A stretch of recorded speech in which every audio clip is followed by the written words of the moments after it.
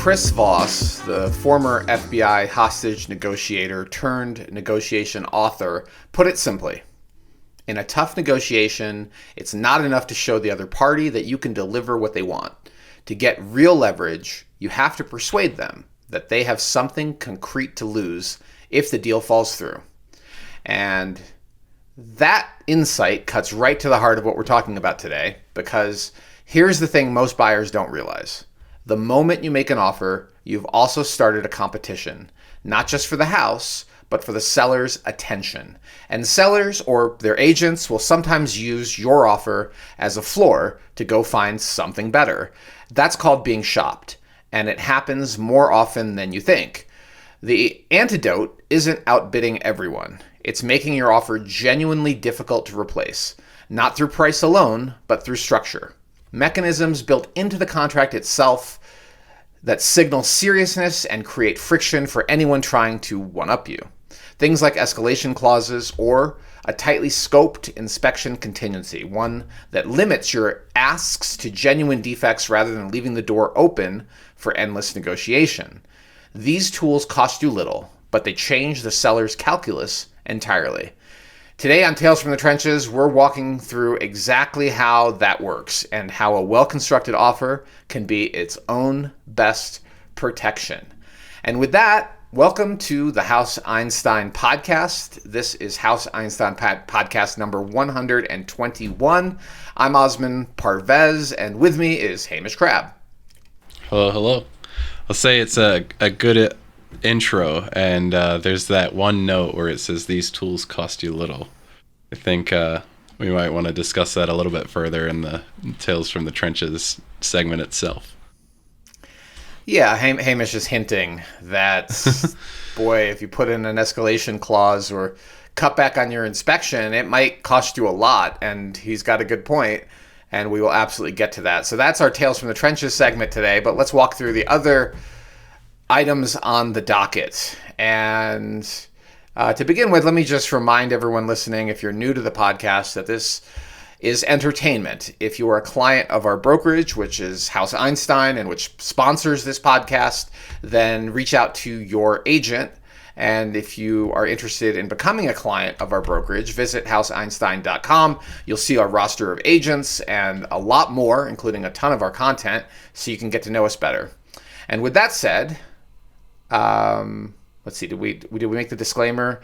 Don't make any real estate decisions based on anything you hear in this podcast. It's entertainment. Okay, we said that really clearly. Yeah. And then let's jump through our docket here. So the closing table topic. The closing table topic is our core topic for the week. And this week our topic was inspired by a staging company who we work closely with, who asked us, why the rush?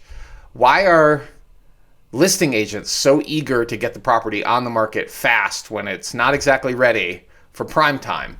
And the answer is complicated, too complicated to answer our colleague in a text message, and worthy of its own closing table topic. So we're going to dive into it, and I think you might be surprised by what you hear in this podcast about why agents are always in such a rush to get those properties on market. And kind then of a we just told peek you behind the curtain. Yeah, a little sneak behind. We used to say peek behind the kimono, but I guess that's a little edgy now. So peek behind the curtain sounds a little less. Either way. Yeah. Well, okay. So our next topic is Tales from the Trenches, and that's our that was what our intro was about: how to limit the risk of getting shopped. And then we're going to do a market update. And as we are recording this podcast, it's only June 3rd. So we're going to use preliminary data for May in Boulder County and the city of Boulder. And I'll walk you through what last month's results look like, keeping in mind that this is preliminary and that we'll revisit this in a week or so to see how it actually shaped up. And then we're going to hit sales of the week. And these are lessons from notable sales that have occurred in our footprint, in our market footprint. And we might get through 7 of them. I'm going to go ahead and read all of the addresses. We'll see how we're doing for time at that point, because we don't really want to push this podcast into the 3-hour mark, although we deeply appreciate you listening for that long, but we'd like to keep this more efficient. So 2535 Sumac Avenue, 465 Marine Street, 2895 Emerson Avenue, 653 Dewey Avenue, 5389 Cypress Drive, 73 Benthaven Place, and 2445 Junction Place, number 302. That's in Nickel Flats. And then we're going to hit our little shameless self-promotion segment before we go to our hot takes on the news. And then we wrap up the podcast, as usual, with our carve-outs. And carve-outs often have nothing to do with real estate. It just happens to be top of mind for Hamish or I, and things that we just find interesting to talk about. And that's a direct stolen concept from the Acquired podcast, which I continue to highly recommend to people if you are interested in hearing the backstories of how companies became what they are, famous companies became what they are, what their backstories are. But even with all of the research and dedication that is put into that amazing podcast, they take the time just to chat about anything that is top of mind. And so do we, because it makes this podcast a little more fun. And that's our docket. Yeah. Let's get to it. This podcast is sponsored by House Einstein. We serve buyers and sellers in Colorado, focusing on Boulder, Denver, and several mountain resort towns, including Breckenridge and Winter Park. Our mission is simple: help you make a smarter real estate decision. You can learn more at houseeinstein.com or our YouTube channel, where you'll find videos on neighborhoods, specific listings, and much, much more. But a very quick, I think one of the top podcasts right now is like Diary of a CEO. Have you listened to that one at all? I have not. Now that we're talking other podcasts. Okay. I haven't heard it at all either, but I wondered if it might be up your alley. Yeah. It might be. Boy, ever since I was little, I was into economics and business success stories. And despite my parents' intense pressure to pull me into medicine, I chose the business path instead, and the investment world primarily before I stumbled into real estate. So it absolutely sounds like it's up my alley, and I will check it out. I'll make a note to go do that. It's called The Diary of a CEO. I believe so, and I don't know. Maybe it's very similar to Acquired or something, but let's see. Yeah, The Diary of a CEO. DOAC is the acronym here. All right, you got it. It's British. That's why. Who's to say it'll be popping up on our thing. Okay. All right, Hamish. Good deal. Boy, why the rush? I was really kind of surprised when we got that text message from our colleague, their staging company is relatively new in the industry, and they're doing a great job. We really like partnering with them. And when he texted me that, I think it was somewhat in response to his confirmation that there's a large spectrum of competency and professionalism when it comes to real estate agents. It's something we've referred to repeatedly, that this is an industry that's relatively easy to get your license and start practicing, but the consumer doesn't really know what they're getting because they trust brand names and they trust their friend or their family friend plus the brand name. So they will go ahead and go to market buying or selling with their friend, the agent. And they have no idea how little this person knows, how little experience they might have. And also they might be experienced but don't have a high degree of professionalism for a variety of reasons. Maybe they've never worked in a professional context prior to real estate. We've seen that a few times. But it definitely gave me a chuckle when this colleague texted and asked this question: what's the rush? And why are these listing agents so last minute? Like their heads cut off. Yeah, let's get that staging in here right away and the photography done immediately. And the answer I wrote back to him was, it's complicated, and we're going to get into it. We're going to get into it today. So the first thing as a consumer you should be reading is your listing agreement. And as a reminder, we are recording this in the state of Colorado, and what we might say that relates to the contract is for the state of Colorado. And because real estate is regulated at the state level, the contracts can vary dramatically. In some places, the Realtor Association has written the contract. And if you're not a member of a board, you can't use the Realtor Association contract, and everyone uses the contract. So basically, if you're not in the club, the National Association, you're out of luck. But if you are here in Colorado, you don't have to be a member of the club. But as a licensee, you are required to use the commission-approved contracts. Commission-approved, yeah. right? And so these are standard form contracts, but they aren't really written, in my opinion, with the consumer being the primary beneficiary. They seem to be written mostly for real estate agents to be the primary beneficiary. And if you look at that listing agreement, you'll see very quickly that once it's signed, the real estate agent's getting paid. And it doesn't matter that they haven't completed all the things that they said they're going to do in the marketing of your home. If a friend of the family gets wind that your home is about to hit the market, unless you have excluded that person in the listing agreement and you sell the home to this friend of the family, you owe the real estate agent a commission. And boy, that creates a really awkward situation. And for the most desirable homes on the market, word sometimes gets out and you might suddenly be facing an unsolicited offer through the whisper chain. And real estate agents hate this because they know it puts them in a horrible position, right? So let's say, for example, we'll make this a much more realistic example. I was just walking around Mapleton Hill yesterday. Yeah. And there are gorgeous houses in Mapleton Hill. And my friend who I was walking with commented, boy, there's quite a few of these on the market. And I said, not really. There's often homes in Mapleton Hill on the market, but the ones that are the most desirable, they may never actually hit the open market because the whisper network is so strong in places the desire like is so Hill. intense. And the desire is so intense. Now, it's probably a really good idea to put your house on the market for maximum value and to reduce the risk of a discrimination not getting lawsuit, the right? value. Oh, well, that too. But missing out on the value that the market dictates. Yeah. Like a fair housing lawsuit. And you might be leaving money on the table by doing a deal. Like there's actually a new listing that just hit the market. I can't tell you the address. I talked about it in the last newsletter. But because this is a podcast that's public, we won't mention the address. But it just hit the market.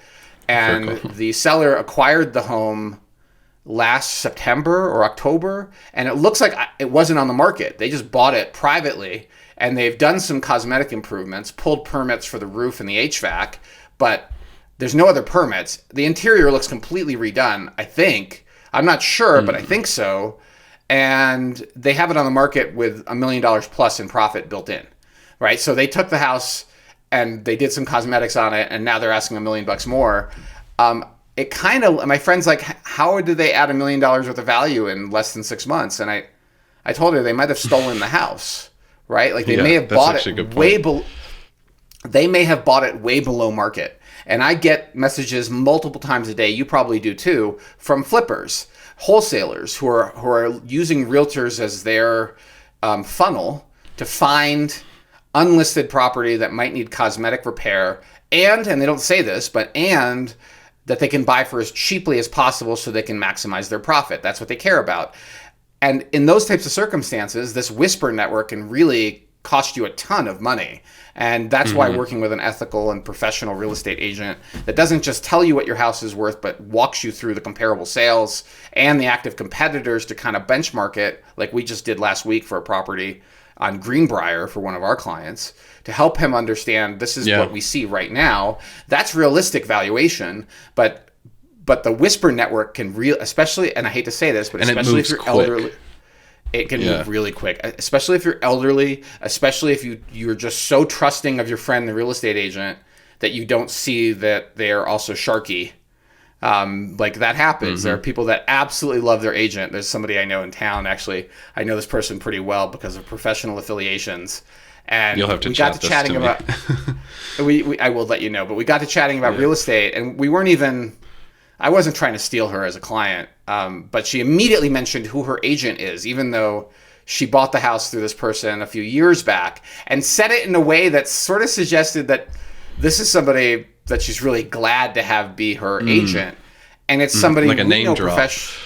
This is somebody we know, like a name drop, but this is somebody we know professionally who has a track record of lying and shenanigans. And I'm like, okay, great. I'm glad that's your agent, but you're like, wow. I wasn't trying to steal you. I'm glad you're happy. And it's one of these things that, whenever I get medical work done, right? If I'm going in for a procedure, I don't ask people that have had the procedure what you thought of the procedure, because their sample size is one, right? They only know what they experienced. You ask people that work in the industry. You ask other doctors. You ask nurses. You ask people that deal with this situation in or near the the lab or the facility. Like, have a direct reason for knowing.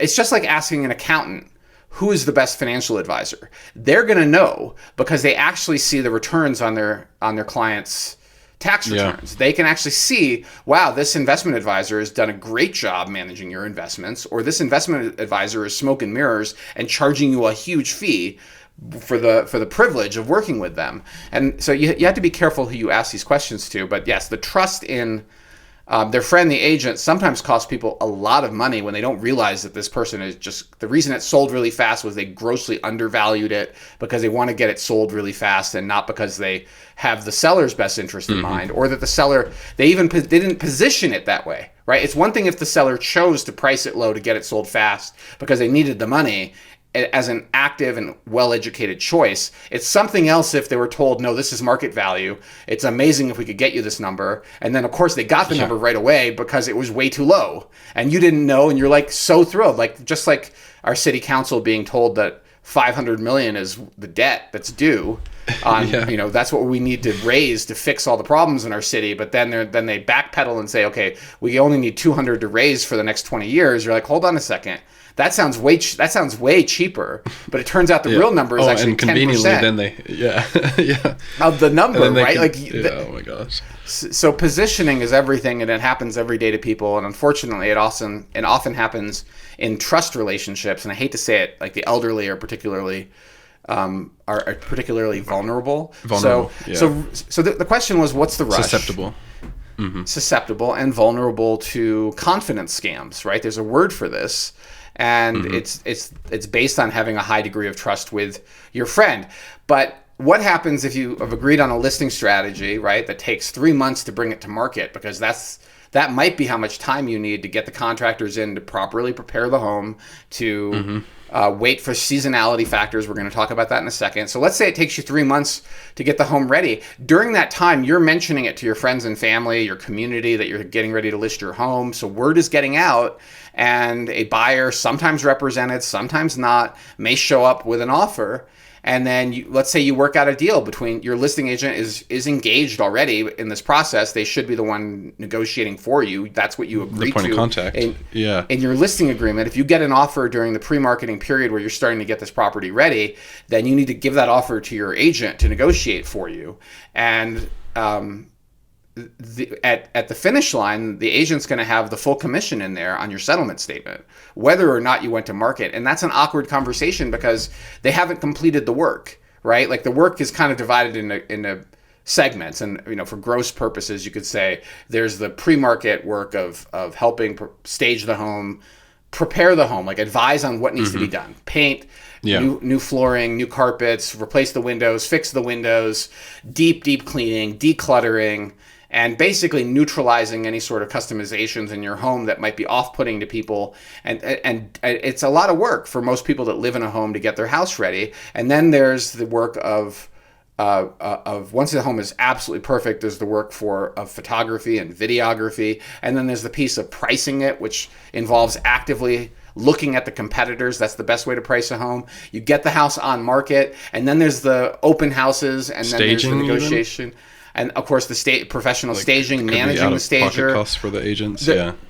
You could structure your listing agreement to have all these milestones that say, okay, your full commission, and this is just for the simple math. Let's say the listing agent gets 3 and the buy side gets 3.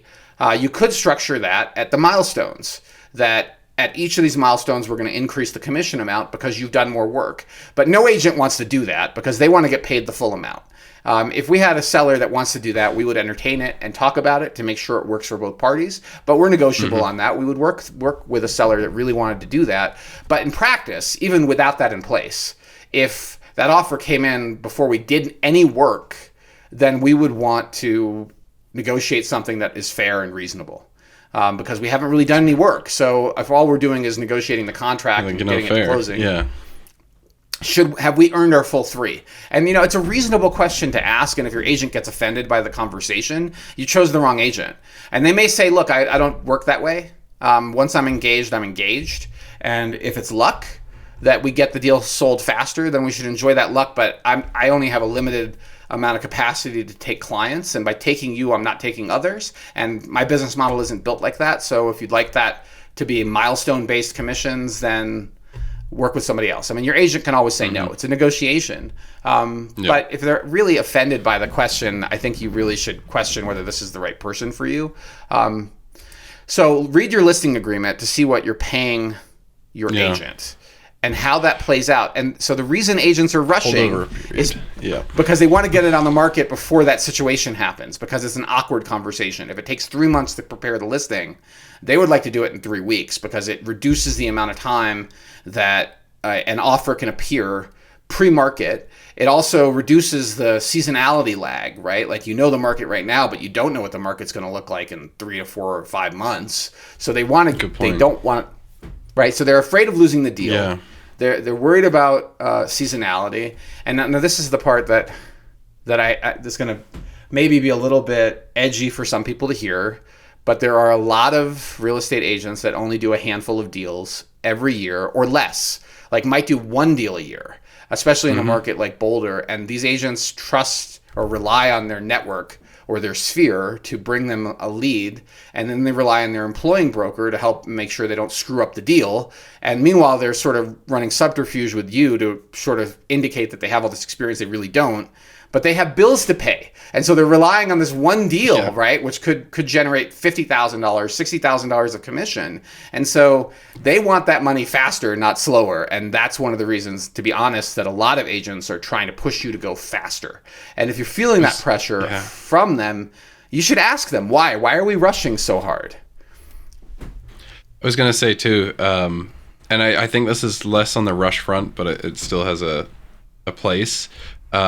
There's a personal gain for it too. If the agent can get the house listed quickly and under contract quickly, then, you know, possibly by underpricing, but as part of the whole rush enchilada, they get to put that feather in their cap and say for marketing, you know, we got this home to list in a week later it was under contract, and then it was sold. Like, that's you see agents marketing themselves that way all the time. And it's not always that straightforward. Yeah. There are studies, Hamish, that show this. When agents sell their own house, they are less negotiable. And when agents sell somebody else's house, the negotiated discount is bigger. And and it's pretty clear why, right? Agents have a financial incentive to get the deal done and get paid. And if your agent that you've chosen is financially stressed, first, they're never going to tell you. And 2, they're gonna undercut you. They're gonna want that deal to close faster. They're gonna want to price it lower, and you're the one that pays the bill. So it costs you money to choose an agent that actually doesn't have a full-time book of business or a very sustainable financial lifestyle. And most people hide their finances from the world.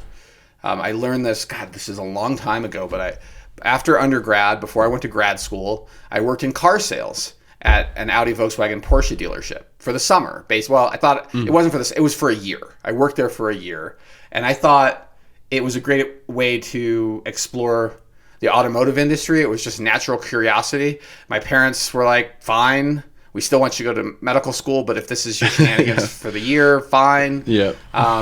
And I learned so much in that year about negotiations and how people present themselves. And one of the things that astounded me was the sheer volume of people that were not coming in and negotiating on the purchase price. Their primary concern was the monthly payment. And we were even trained to work with people on a monthly payment basis, not on the basis of the purchase price. Overall cost, right? Yeah. And the finance manager, once we had negotiated the basics of the deal, you would sit in a room and they would try to up you on additional costs to you, but that profit padded the business, right? And it was kind of gross that way, but that's the industry. But the part that just absolutely shocked me, I had no idea that the vast majority of vehicles that we were looking at on the roads were financed, not owned. And then the one thing that was, I'll never forget, was that we also sold Porsche, and the Porsche people almost exclusively paid cash. And they didn't just wander into the dealership. They scheduled an appointment in advance. And they often were business owners. Their time was very valuable, and they also valued your time because they valued their own time. And such a difference in experience from dealing with the Audis and the Volkswagens that had their own sort of client archetype. And I won't get too far into that because that's totally astray. But it's still true today. Boy, that was decades ago that I was in that industry for 1 year. But what it did tell me was that there are so many people that are living at the edge of their financial capability. And they have done that often intentionally. Like, these people didn't need a new car. There's nothing wrong with their old car. They could keep driving their old car. They could fix it for a fraction of the cost. But the sexiness of a new car and the emotional payoffs of a new car relative to a monthly payment of $500, $600 a month was an easy yes, as long as they could afford it. But these people were like 98% of their weekly paycheck was eaten. And their ability to withstand an emergency was typically like less than one paycheck of buffer. And that was one of the most valuable lessons of that experience, and also why in our own personal finances, I tend to be really conservative. I mean, it's one thing when you're in startup mode, which I have been in my life, and literally running up credit cards until we were like, can't run up anymore, need to like find higher income to cover it. But that was like startup mode in my late 20s and early 30s. As somebody who's now in his 50s, we're running the business very conservatively, but because it's the right way to run a business, profitably and conservatively. Right? Like, what if? I mean, how would you feel, Hamish, if our payroll was like is one deal away from not working? No, so I'm with you, right? Like, I run my personal finances pretty dang conservative as well. And you're talking about the startup mode, having all your credit cards maxed. I would be borderline a heart attack just every day. Like, I would not be okay. Yeah. Oh yeah. I mean, and we survived without a default. We paid our bills on time. My credit is in the high. It's like, I think it goes to 850, and I'm in the high 840s. Like, it worked out. But there were definitely moments where it was stressful, and that was part of the startup journey. But the point of all of this, okay? Yeah. The question is why the rush? Let's bring it back. People hide their financial situation. So your real estate agent's probably not telling you that they really need this deal to close and are feeling stressed financially about it. And they also are likely not telling you that they're not that busy and they need this deal to close because they don't have a lot of revenue coming in. Like, there are all these things that are hidden from you. Some of it's legitimate, right? Like, seasonality is real. So if you're trying to list, if you contact me and you say, Osman, I'd like to sell my townhome, which we just got this phone call like 2 months ago, the question is, do we wait for next year, or do we take the time now for the next 6 weeks prepping this place, assisting in preparation of this place with our referral network? But at that point, you're past the peak season. And there's a really good chance we're on the market for a long time. Now, property do sell year round, that's true. But the volume difference between, let's say, November and December and May, peak, May through June. It's an order of magnitude. So the number of buyers in the market is much higher, and you're much more likely to get more money in the first half of the year and sell faster than the second half. So seasonality is real, and there may be a reason to rush. But if you've already blown the summer selling season, it might be worth waiting till the following year, depending on the price of the property, the location, and other characteristics. And that's the conversation you should be having with your trusted agent, looking at the actual data. Like, for example, this property in Greenbrier, there are 2 active competitors. I'm not going to mention their addresses, but they're on the market. And we need to take into account those 2 competitors possibly still being on the market when we go live. And we have to be showing better and priced more intelligently in order for us to be the winner of the one buyer who might wander in the door, metaphorically, in September. With 3 or options. August. Right? You got 3 options. If there's one buyer that's real that shows up in the next 3 months, we want to make sure our option is positioned as best as we possibly can compared to the alternatives. In contrast, what we don't want to be is more expensive and less desirable, right? All we're doing is selling other properties. So wishful thinking doesn't sell. It's really important, particularly for entry and mid-market properties, to be very realistic when you're not dealing with aspirational pricing, right? Luxury homes are a different animal. 90% are available to purchase above $3 million. 92%, I think last time we checked, might have been 94%. which means, that's 94% disappointed sellers, and maybe there's two buyers wandering around that are ready to throw down for 4 to 6 million, and those two have tons of choices. So aspirational pricing, which sets an impression of the house's value in the buyer's mind, may be appropriate in that circumstance, but it's not in the entry to mid-market. All you're doing is driving away your traffic. Mm-hmm. So the last reason, Hamish. Big agreement. Yeah, the last one. Sorry. No, So this the last one I pretty justified. No, that's about it. To get ahead of perhaps a potential defect to the property. And the example we have is like CU South. So any homes kind of near where that area will be developed, going to be a lot harder to sell once the ground is broke. But in the meantime, they can sell it as quote unquote open space, as many agents do. Right. As many agents do is market something that's open space that really isn't. Right. It's like the west side of Anna's Farm is the same issue as CU South. And there's a massive development going in. And as we warned our client, it's ready to go. Like, we're talking about practically starting to move dirt. If they haven't already, they're really close. And it's going to completely change the experience of the west side of Anna's Farm. Maybe it'll be better. And the sellers would like you to believe it's going to be better, but it definitely entails risk in the acquisition of that property or any of those properties on the west side. And the same thing is true in South Boulder for CU South. Anything, Majestic Heights and the Tantra neighborhood are all right up against that. And so they're going to be subject to a lot of construction noise for a period of time. And then they're going to be subject to a lot more people living there. And then hopefully it's really pretty and there's still a runnable open space. And I think there will be, but it definitely could be worse. It probably won't be, but it could be worse. We'll see. That there's no stop at this. In my opinion, there's no stopping that project. I know there have been lawsuits and all sorts of things. It's a huge issue. So if you're worried about there being negative value, right? So just up at our office, for example, there was a huge worry over the library. And once it was built or started, people would realize there's a library going in North Boulder and think about all the homeless people that it might attract and the views that might be lost. And let's sell it ahead of that going in. There's nothing illegal about that. And the seller is not required to disclose future development in the neighborhood. That's not anything to do with this property, although it's everything to do with this property, right? Like, it could be. And so... I mean, that's where, have a good agent and important due diligence, but staying on the listing agent rush side. Yeah. Well, the point I'm trying to make is if your agent is in a rush, you have to understand why. Why don't they want to properly prepare the home?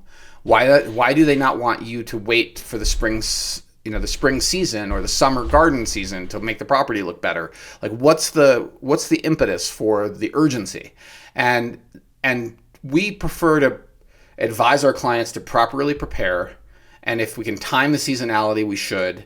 And then we really need to be careful with pricing, because aspirational, wishful thinking pricing is not necessarily effective. It does signal in the luxury and ultra luxury end of the market, right? Like the guy with the $10.5 million house, I won't mention the address, that got himself in the journal, right? And then cut it by $5 million, and now it's 10, right? That's set an aspirational level, and it's what my old colleagues in the investment world would call the dumb money. Like, you're basically fishing for dumb money, and there might have been. Yeah. But after a couple of weeks, their agent's like, it ain't happening. Like, we need to, if you really want to sell this, we need to price it into reality. I would argue they may not be at reality yet, but at least they made a big cut. We'll see. We'll watch that one. Do you think that there is a default rush? Like, I mean, pretty much all the agents seem to always be default in rush mode. Like, boxes are checked, then we gotta move. Like, there's no time to breathe, and I think that like, to a certain extent, that's like the default modus operandi, right? It's just like, let's go, prep's done, we gotta get it. Look, it makes sense on the buy side, right? All of our systems are set up for responsiveness when we represent buyers, because that house may not be there in 3 days. And because even though there's a lot more inventory than there has been in years, there's still a shortage of highly desirable, appropriately priced property, particularly at certain locations and price ranges, right? So there's an advantage to getting there faster, see the house sooner, have more time to think about it, write an offer that, if you see the house the day the offer's due, you're under intense pressure, right? If they listed it on Thursday and offers are due on Sunday or Monday and they intentionally underpriced it California style, you may lose out, like as one of our clients did this week, that due to their personal circumstances of traveling, they couldn't see the house. Only one of the two of them could. We got them in. You did the showing because I had all-day training. But they weren't ready. I knew this. They both need to see the house to write an offer. They're not the type of people that will really feel comfortable with one of the two buyers and the couple seeing the house without the other one. Like, we could see that. There are some people that, usually they're much older. It sounds a little bit ageist, but the older ones have been dividing and conquering for so long. Yeah. And they feel like they can cover it a little better. Even then, it makes me nervous, to be honest with you, that the other person hasn't seen it. But most people in a couple shopping both need to see the house to be confident that this is the one. So if one of them is unavailable, what are we doing? Like, and the other one's not gonna. They know better than to say absolutely, let's buy it. So that costs them a seat at the bidding table. So it passes my sniff test, but I do want to see you there. But so that's on the buy side. And I guess on the list side too, it really depends on the agent. But I'm more or less the majority of the ones that I see are, it's like they just have this innate sense of rush, right? Beyond, and maybe I think a lot of it probably does stem from like deals can be few and far between, especially for less career agents, and maybe over time that rush, even when they get more established, still sits in the back. It's become a habit just to rush. I honestly think so. Even with full-time agents, not just part-time agents, I think a big piece of it is they're afraid to lose the deal. That's why they want the listing agreement signed right away. And ultimately, they've been burned before, right? Like they have had the potential seller that milks them for information for months, doesn't sign the listing agreement, and this person has gotten all this time and energy, market expertise from their friend or the person that they've been thinking about using, right? So this is actually from Chris Voss's book too, right? He talks about how to know if you're what did he call it? You're the patsy, you're the sucker, you're the fool, right? And the fool is the one that didn't bring up commissions early and never was in the running, was the one providing all this information and advising the seller for free, and then the seller chose the person they were going to list with anyway, their friend. Yeah. And so that, you figure out very quickly in a 15-minute conversation if you're the fool or you're the actual one they're going to choose. And if you're actually the one they're going to choose, they're going to sign the listing agreement early. And there's nothing wrong with signing the listing agreement. The question becomes, why is there so much pressure after the listing agreement is signed to go quickly? And a professional agent should be establishing a reasonable timeline with you about where we are at each of these points in time on the road to preparing the listing properly for sale. And it shouldn't feel like a rush. And the same thing gets communicated to the staging company. Like once you know you're a couple of weeks away from actually going live, you should be reaching out to the staging company so they have time to come visit the property, evaluate it relative to their inventory. Maybe they have to buy some new things. And if you're rushing them, the quality of the work suffers for them too. And then the worst is when they're like, we need the photography 24-hour turnaround and a video 24-hour turnaround. Love that one. Which is why I usually ask for 7 to 10 days.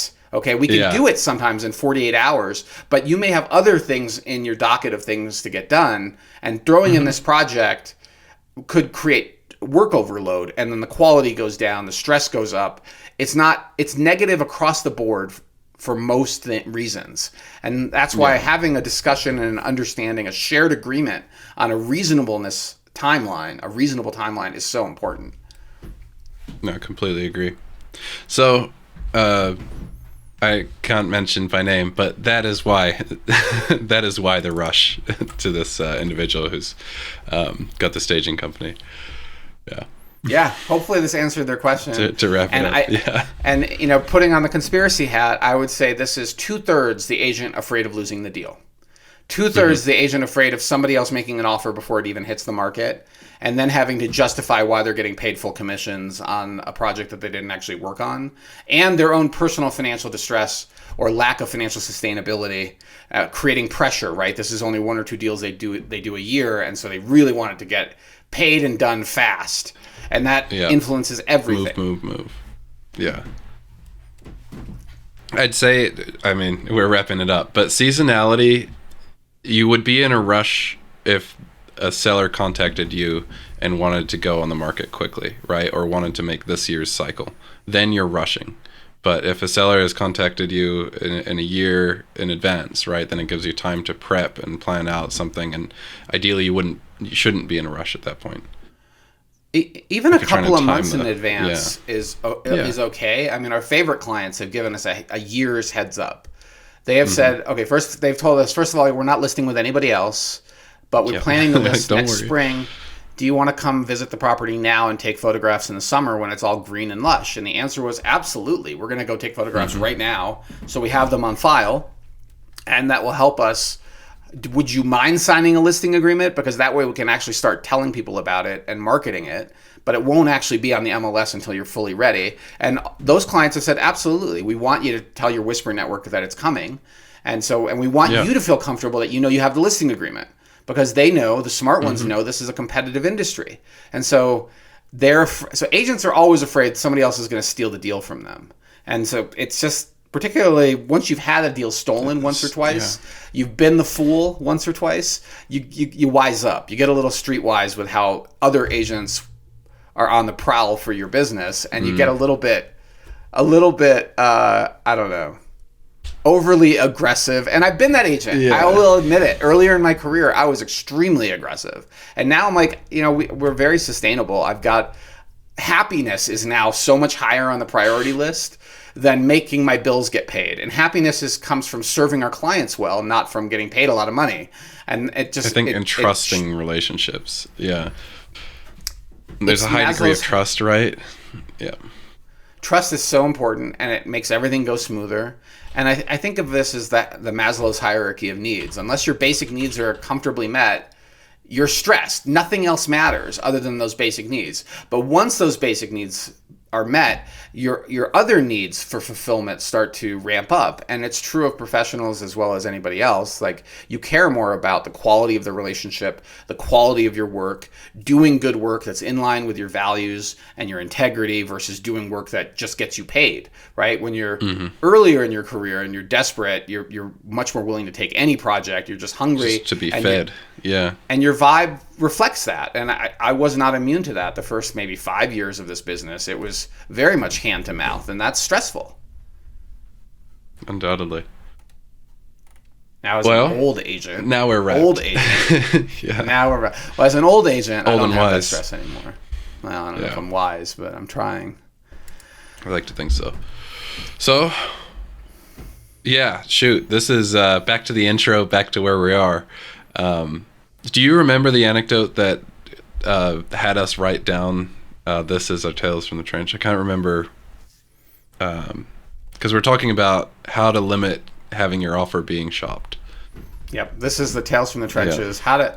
How to prevent or limit your offer from getting shopped, and what it means to get shopped. So we covered that a little bit in the intro, and basically, there's no way to prevent your offer from being shopped.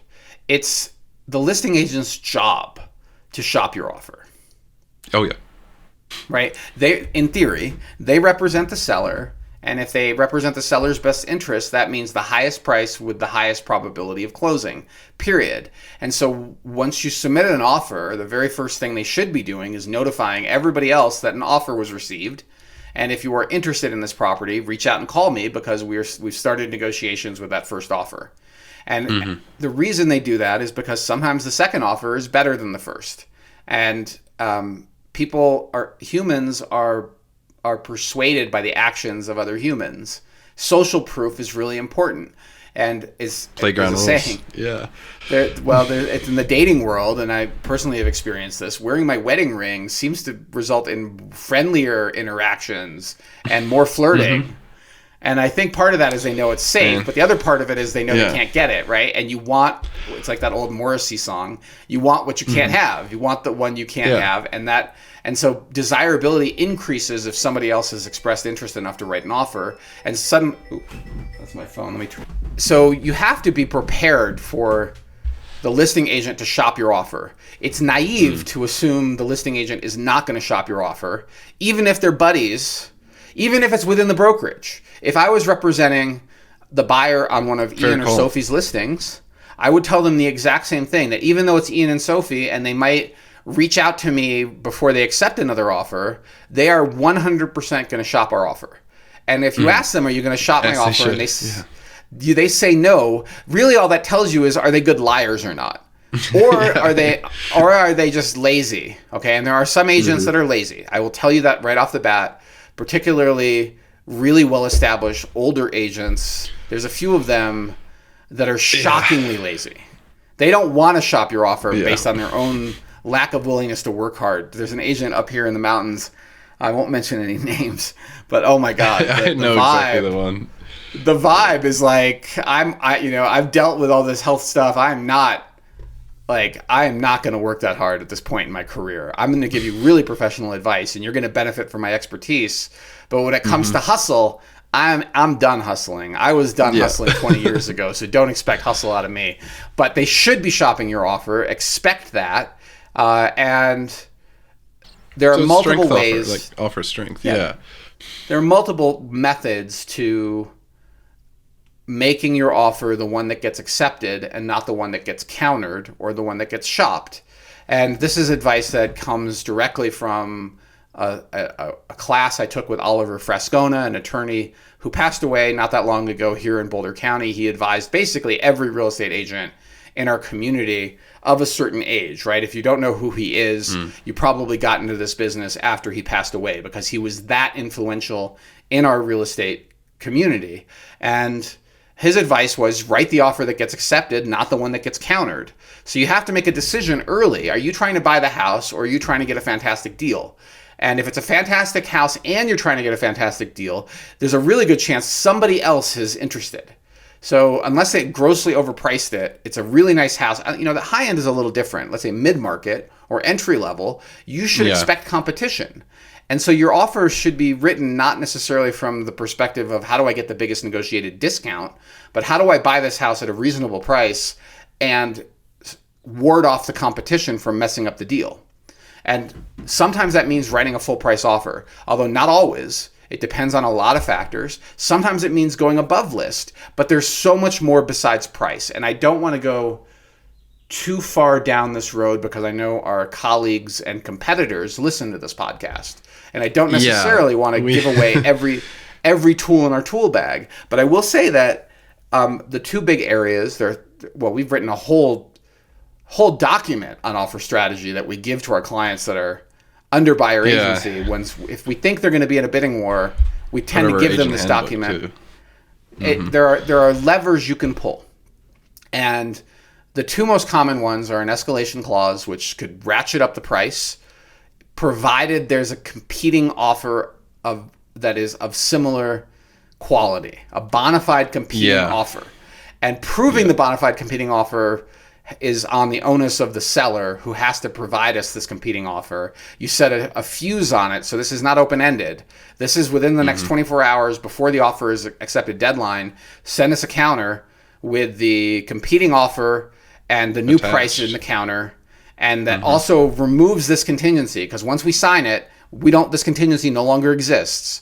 We've agreed on the higher price up to, here's the ratchet number, how much it steps up each time, and do you put a cap in it? And most agents expect a cap. There's some interesting strategy to not putting a cap. Okay, like I've definitely done it, interesting, and it has worked, right? Because the goal was to get a phone call back. And we got a phone call who said you didn't put a cap in your the escalation. Agent seeing the commission in their mind, Well, I don't know about seeing the commission, but they definitely. Most agents are not expert negotiators. You'd think they would be, but they're not. And the spectrum of competency and skill is so broad. Some agents hate escalation clauses for a variety of reasons. But mostly it's about the complications of negotiating with multiple parties at once in a narrow timeline when they'd rather be watching football and having family events. Instead, they're trying to manage a 3 or 4-way negotiation. And, in business deals, there are teams of people, and those things takes weeks, not a few hours or days. So they're out of their comfort zone when you're dealing with multiple party negotiations. That's the real answer for why most agents don't like escalations. Oh my gosh, it's complicated. It gets complicated very quickly, and you need a lot of soft skill and also a lot of business savvy to navigate it well. And you're not incentivized in a way that helps you navigate it well, or at least encourages you to navigate it well.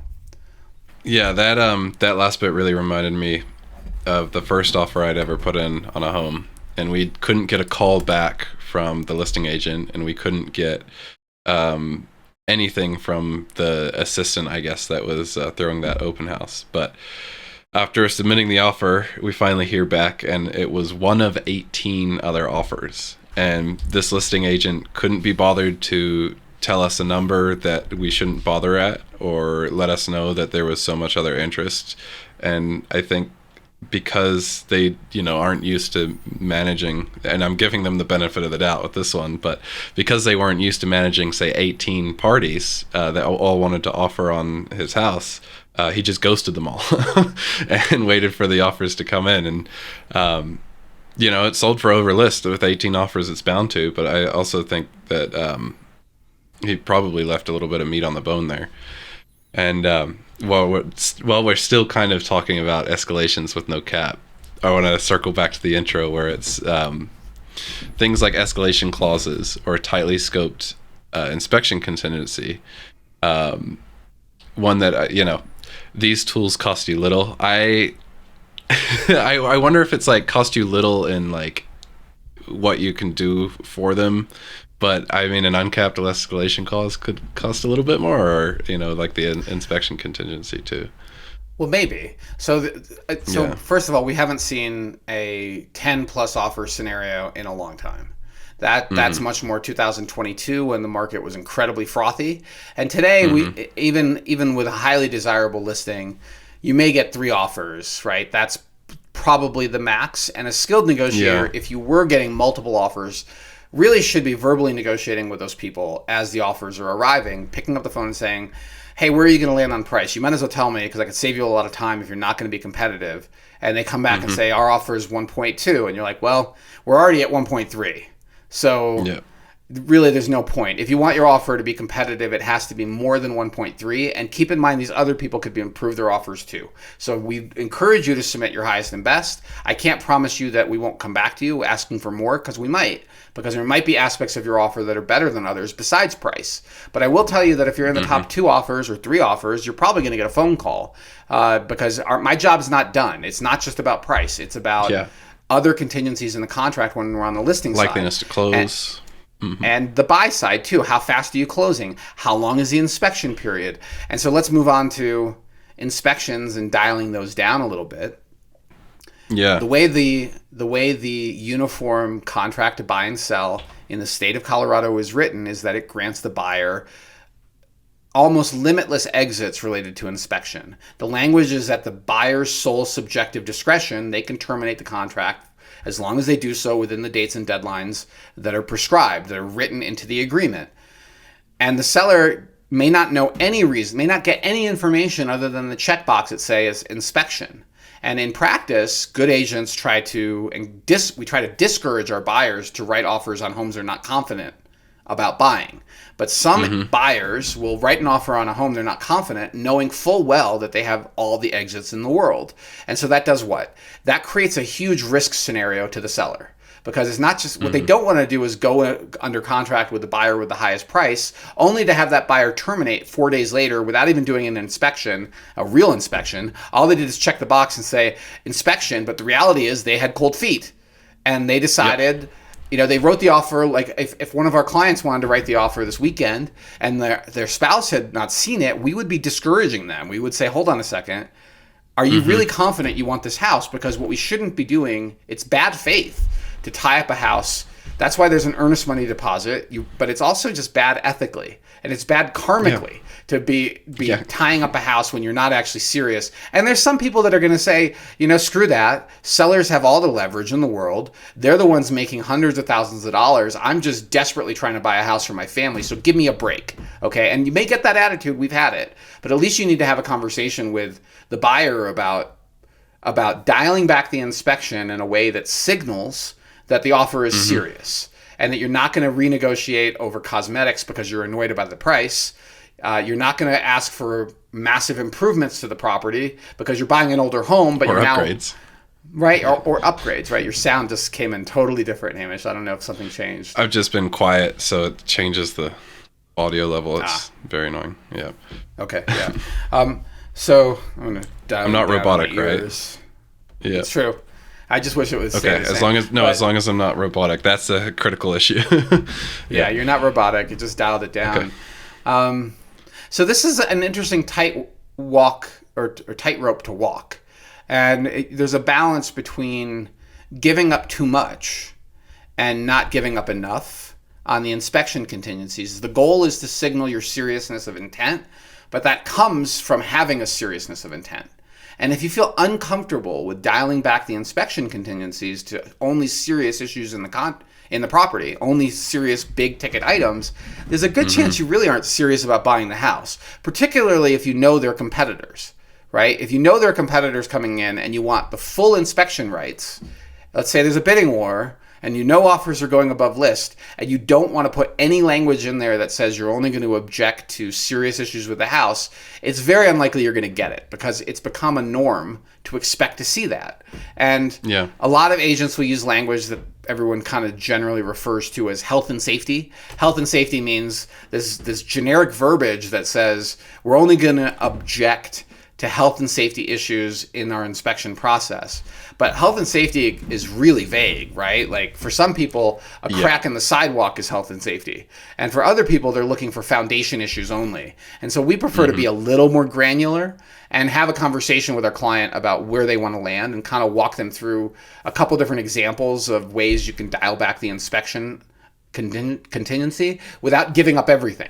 You still want the ability to terminate if you find a serious issue wrong with the house, but you also don't want the seller thinking you're going to exit on anything. And this is what Chris Voss is talking about. It may not cost you anything, or rather than offer a price that's $10,000 higher, you offer $3,000 of inspection language coverage. You say, look, I'll eat $3,000 of serious inspection issues, which is going to cover a water heater, which is going to cover most minor handyman repairs are going to fall into that category. And a good listing agent is going to look at that and say, okay, these people's offer is $10,000 less than the best offer, but look at the inspection language. Look at the closing dates. They're much tighter. Oh, and by the way, look at the lender they've chosen. They're not using rocket money. That's a good point. Right? Yeah. They're using the local lender who everyone knows and who has skin in the game. And so this is a better, and we're going into a lot of other ways to signal, but the choice of the buyer's agent, right? We just had this happen where we had two offers at the same time. One is one is verbal and saying, I'm not sure. And the other one is represented by a really well-known agent with really good bedside manner, who we will talk about.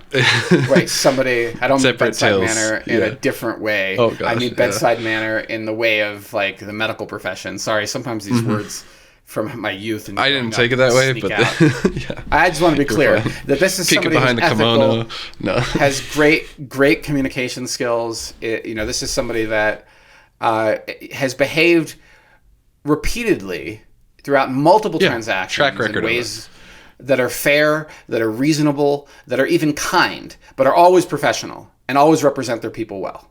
But no shenanigans, right? There's never been like insanity from the other side. They manage their clients really well. Yeah. There was all right. I think we could wrap. I mean, unless you have, I'd like to hear any closing thoughts you have on this topic, Hamish. But because I don't want to necessarily give away every single piece of strategic advice we have for bidding wars and how to avoid getting shopped, I'd like to kind of nip. No, we got to keep those cards to us. I was gonna say Ian, a while ago, had a buyer who was unwilling to give up any inspection contingencies. And they were also, pretty restricted on being able to have an escalation. And so those buyers exist too. And it was, to my memory, it was a rather an uphill battle. But they still ended up finding a home that was a good fit for them and everything like that. But we're speaking, I think, largely to these very attractive homes that are kind of bound to go quick or be in a multiple offers situation. And it's possible that this full contingency and no escalation offer, they're still going to try and shop it. It's their job. But if the house isn't that hot, maybe it won't get shopped. I mean, that's absolutely true. Doubt, yeah. There are hundreds of properties on the market right now in Boulder County that should not be getting a bidding war. They're stale listings. They've been on the market for weeks or months. And so there's very little reason to be dialing back your contingencies. So don't do it unless you feel that there is reason to do it. And occasionally you find out later that there was a competing offer that you didn't know about. That's happened to me, but it's rare. Yeah. I mean, it's by the way, we have a backup offer. Yeah. By the way, we just that. went under contract, and your offer is now, if you're interested, we could put you in backup position. But they never told you there was another offer coming in. That's happened to me, and it's been really upsetting for my client and for me to have the other agent not tell us that we're in a multiple offer scenario. But there are hundreds of properties right now on the market in Boulder for which there shouldn't be a bidding war, but it sometimes happens that there's a late stage one. And so one of the things we do is ask our client, how aggressive do you want to be in your offer? And are you okay not getting this house? From our perspective, there's always another one, but if you really don't want to lose this house, we can write the offer that way, in a way that reduces the chances, but you also are taking risk off the table for the seller. And that means you're assuming more risk. And if we only do that if you understand what you're giving up, and it's not just about the price. And our client makes the call based on the best available information we give them, as well as the desirability of the property to them. It's not our decision, but what we do is advise, and then you make the call on how aggressive you want to go, and we'll do our best for you. But sometimes you can't compete with stupidity, okay? Like, there are people with a lot of money and very little risk. The dumb money exists, and we've seen that particularly in 2022, where people were just throwing insane amounts of money at houses way above list for almost every property. And frankly, and I said this so many times, not all of those houses deserve it, and in fact, most of them don't. So it's up to you how hard you want to go, and also what risks you're comfortable with and what risks you're not. And when clients tell me they don't want to take any risk off the table and they really want the house, my conclusion is, well, you're probably going to lose this one. And I probably have not done a great job of explaining your options. And we're just too early in the process where we haven't established enough trust. And the issue here is that you actually don't trust me. Yeah, that's a real one. Right? And so you want the full protection of the contract. And that's okay. We need to work harder to earn your trust. We need to have more frank conversations about what your biggest fears are with buying this house. Like, are you worried about the foundation? Are you worried about the roof? Are you worried about the neighborhood not being right? Because if it's the foundation or the roof, there are inspections for that. If it's the neighborhood, maybe we haven't seen enough houses, or maybe you need to go walk the neighborhoods and meet the neighbors and map out your commute and go to the local coffee shop and see if you want to live here. And that's not a house issue. That's like a background research issue. Yeah, a locale issue. Yeah. Okay, market update. All right, you want to jump right into the market update? Right into it. Well, I actually need to. I have an off-topic subject that we don't have in the notes, but okay. I mean, I could do it as filler if you want. You could jump in with it. I'm loading up iRes. Recently, listeners, we've changed our podcast hosting from SoundCloud to RSS.com, and we get a little bit more metrics out of it. So for this week, I would like to shout out to our Singaporean listeners. We now have 83. And that's great. Yeah, very interesting. We have a couple folks in North Europe, and interesting kind of worldwide listenership here. So pretty cool seeing it, and I just thought it was interesting. There was this huge spike on Friday of downloads in Singapore. No idea why. Huh. Looked on Reddit. I don't know. Fascinating. Yeah. Well, all right. I think with that, Hamish, I have nothing to add to that other than I'm glad you're staying on top of the back end of our systems and keeping us in the best distribution and hopefully double checking to make sure that we are actually out on Apple Podcasts and Google Podcasts and all the other places. Like the system's still working. Yeah. Been, well, while we're still here, Apple Podcasts auto-generates a transcript. It turns out on mobile. You can go and all of them have transcripts. So that's handy, but the hosting also offers like an AI transcript service as well. But cool. Kind of handy. Yeah. So if you didn't catch this at the beginning, we are recording this on June 3rd, 2026. And if I were running the back end of these services, I would not put this data out so soon, but they do. And the reason I'm so hesitant is that there's a lag between the date changing to the new month of June and closings that get added to the MLS a few days after the closing actually happened, right? So most agents at big brokerages, they don't do a lot of file management, right? They hand the files once they're signed to their compliance officer who verifies, checks all the boxes. They don't get paid unless the file is complete. And that includes getting all the closing docs. Closing docs are usually delivered within 24 hours from the title company. But there may be a couple of days delay between when the last deal closed in the month and when it actually gets recorded into the MLS. And May ended midweek. Sorry, hold on, let me get that right. May ended on Thursday. June 1st was, wait a minute, no. Friday. That's right. No, oh my gosh, no. Sunday. Wow, we're doing May Sunday. Ended Sunday. So the last day of the month from a business perspective was May 29th. And in theory, everything that closed on May 29th has now been 3 days. Today is the third business day, and it should be reflected in the MLS. 3 business days is what our local MLS requires. So by the end of the day today, it should. But in practice, I've seen data filter in for like 10 days. And so 7 to 10 days is what I prefer. But I also feel like people want to know what's happening in the market. So keep the data you hear with a grain of salt, particularly the closing data, the data on closed properties, not the other data points, because those are less likely to change. New listings. We're talking about Boulder County. And we're only talking about detached houses, not attached. If you're a client or would like to become a client and want us to do a custom analysis for you in your specific situation, we can literally do that on a live video call in the course of about 30 minutes. And it would probably be more beneficial and it would to be your more specific useful situation. Yeah. For your specific, exactly. All right. So again, detached single family houses, Boulder County, preliminary data for the month of May. And according to the MLS, there were 440 new listings. And that's down 25.5% year over year. That's a huge drop in new listings. And homes for sale have also dropped. 847 houses were available for sale last month, and that's a decrease of 15.3%. And again, that's year over year. Under contract, there were 347. Too, then. Yeah. Nope, went up. 347 pending sales under contract or pending status. That's 9.1% more than there were in May of 2025. And closings, and this is the one you take with a grain of salt, there were 331 closings, which is just 0.3%. Sounds like one deal, maybe one deal difference between this May and the previous May. But I expect that number to move up, not down.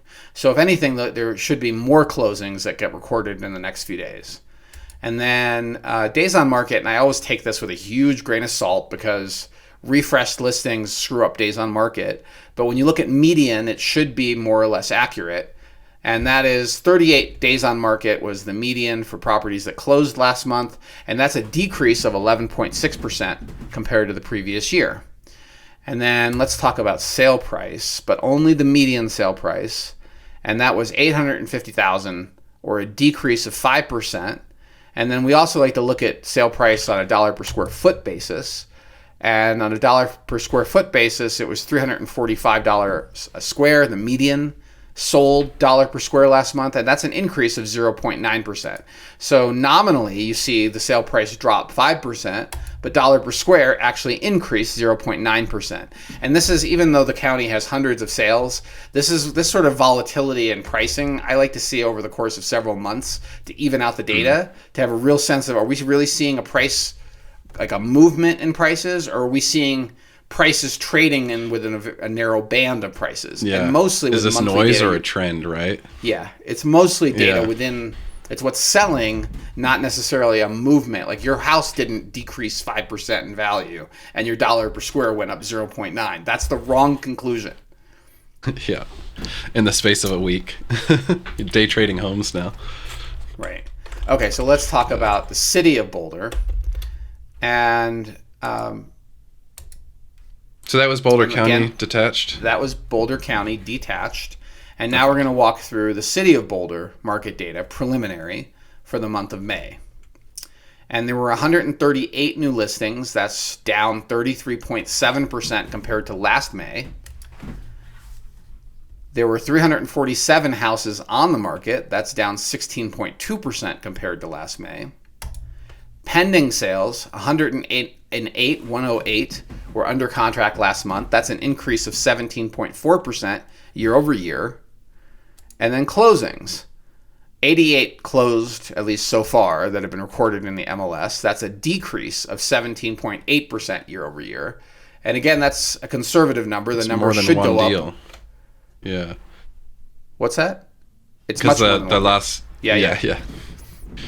Countywide, which is inclusive of the city, it was like basically the same market activity, but within the city, closings actually dropped almost 18% on this preliminary data. And then days on market, 46, which is a decrease of 6.1. That's the median days on market for the month of May. And the sale price in the city of Boulder, $1,325,000. That's an increase of 2.3% year over year. And then when we look at that on a dollar per square basis, you're at $559 in the city of Boulder for single family houses. That's an increase of 3.3% year over year. And then, there's some data on shows to pending and shows per listing. It actually probably isn't bad data because the majority of agents use showing time, which is part of the Zillow group. It's a separate service. We use it. Yeah. Compass uses it. It's like the most popular, by far, showing service. And that gives you this data. So why don't we just share it? But I'm always a little hesitant because I'd like to see behind the kimono. Oh, again, this term. I like to see this data, how it's like actually made. But shows to pending and shows per listing. And in the city of Boulder, the median number of showings to pending status, meaning under contract, was 11.5. And that's an increase of 27.8%. But I really wonder if there's shows. We need to double check the definition of this, Hamish, because if they're only doing shows to pending and not shows to active/backup, it could really be misleading because active/backup is also really a pending status. And also, people typically will do active/backup until they're through inspection. And so any inspection that's scheduled through showing time is that showing up as a showing too. Right? Yeah. I mean, I don't have an answer for you. Yeah, no. I want to see behind the curtain. What's Wizard of Oz? What's that one? Yeah, that's behind the curtain. Right. So in the official definitions of the MLS, the shows to pending is the number of showings scheduled per listing that went into pending status during the selected reporting period. But we don't really care about just pending. We care about active/backup as well as pending, because a lot of agents will change their listing to active/backup once they get an accepted offer in place. It's under contract. They're looking for a backup offer, and then once you are past inspection, you could change it to pending status. Like, for example, we could change our listing on Leader Circle right now to pending status because it's very unlikely, we're only a few days away from closing, that this deal's going to fall apart. But if somebody showed up with a better offer right now, we would still look at it, present it, and accept it as a backup offer. So why would we change it to pending unless we are sick of showings? So this is why I really don't feel comfortable with the pending status, because it's a little different than under contract, and I think you should ignore that data point. Yeah, if it's going to consider under contract or... Yeah, I guess it's nice that it says showings to pending, but I'd rather have showings to under contract and then have under contract count for, what is it? It's active backup, active first right, pending, and then there's that one other, I think. Yeah. Like all those need to be in the same umbrella. And then there needs to be a distinction from inspections as well, or like, yeah. Yeah, so don't take that data with any... I mean, really, this is why we used to do our own data analysis every week and track it religiously. I think you're now doing it like every month or so, but I'm not sure how often you're doing it. We're back to weekly since week 17, but we don't track that, right? Like we're tracking active, sold, under contract, new, stale, and withdrawn. But under contract is pending. That's active backup. Pending and AB. I select the whole range. Yeah, that's exactly right. So we are tracking. Okay, yeah. Mm-hmm. Okay. All right. But only what goes under contract in that week range. Right. Exactly. Yeah. That's right. Yeah. But that gives us a week over week. Okay, we're getting granular. You and I can meet on this to make sure we're doing the right thing. But I'd love to see the most recent spreadsheet to take a look and see if there's any trends that are interesting there.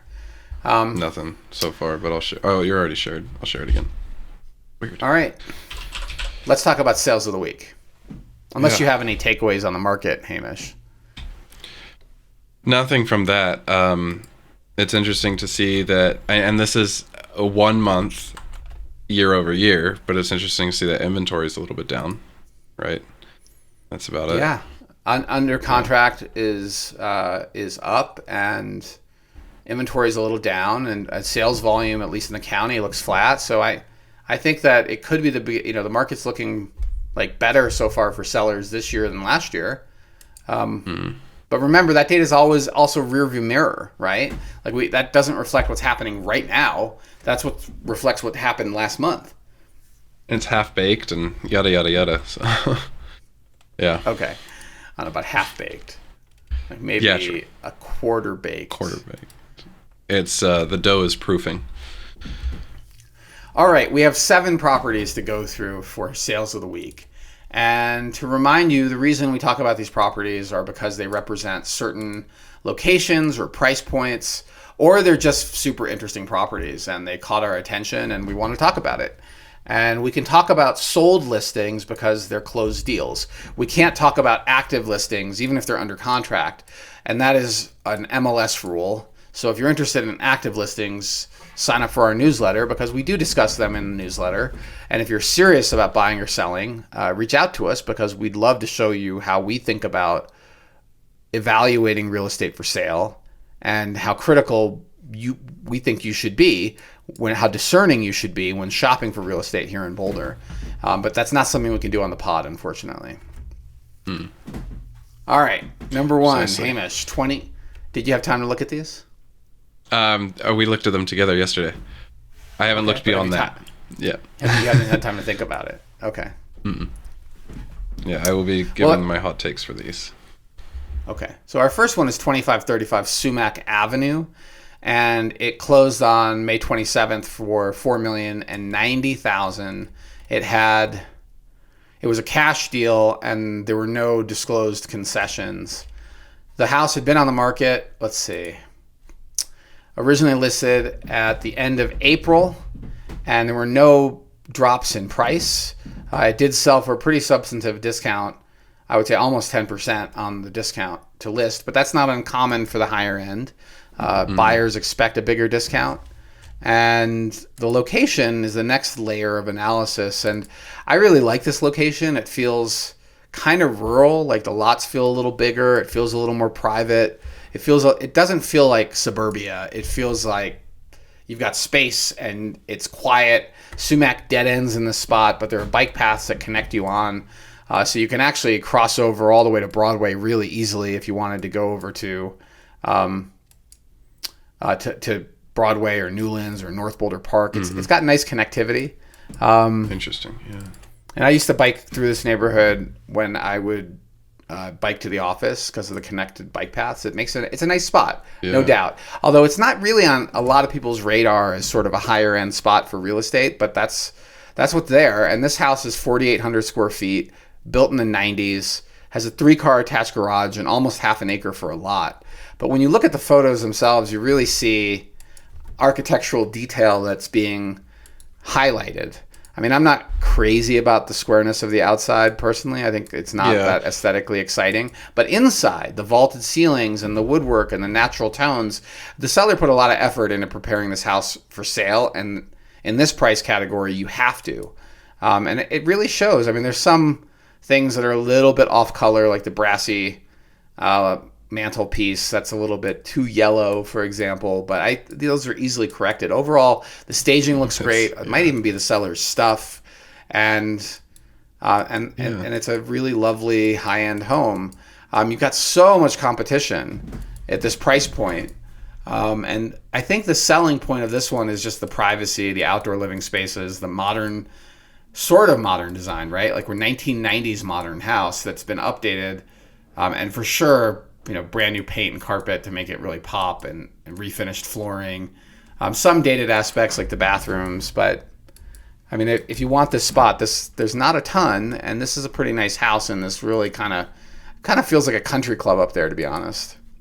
It does. It's a section of town that, unless you have to be there, you almost don't know it exists. At least that's my read of it, because I'll find myself driving through that area, and I'm always like, what is this place? Like, oh my gosh, there's houses everywhere, and it's its own spot. Yeah. The big red flag about the spot, though, is the water risk, the flood risk. And is it? Let me see if they took it out of the floodplain, because the old flood mapping has 25-35 Sumac in the 100-year flood. And let's go look at the new flood. And it's listed as minimal risk, but when we go and look at the Boulder flood maps, which reflect not just the current FEMA floodplain, but also will show you whether it flooded during the 2013 event. Like, this is so important as basic due diligence. And I'm looking it up live. Like, let me see what actually happened here. Okay, it looks like all that work that was undertaken after 2013 has removed the property from the floodplain. So it's no longer in the 100-year flood. So the listing is correct. But the old listing shows it in the 100-year flood, which then the next question becomes, okay, did it actually flood during the flood event?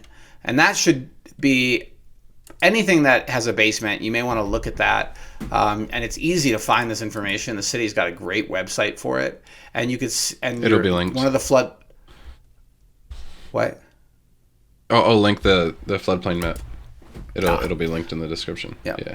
And one of the layers is the 2013 flood extent, and it looks like it didn't get flooded in 2013 either. So looks like an almost, right? From where I'm looking. Yeah, really close, close, but it did not. But I wonder, the website's not really updating very fast. And I wonder if there's a This problem is a fun from one too. Is in the same map you have a city limits toggle, because parts of this area are unincorporated, and I'm having a hard time deciding, or figuring if this is in or out of the city limits. But there's a few blocks, it looks like, around the property that are in or out. Yeah, this map does do a good job of showing you that patchwork of property that are clearly surrounded by the city, but actually legally not in the city.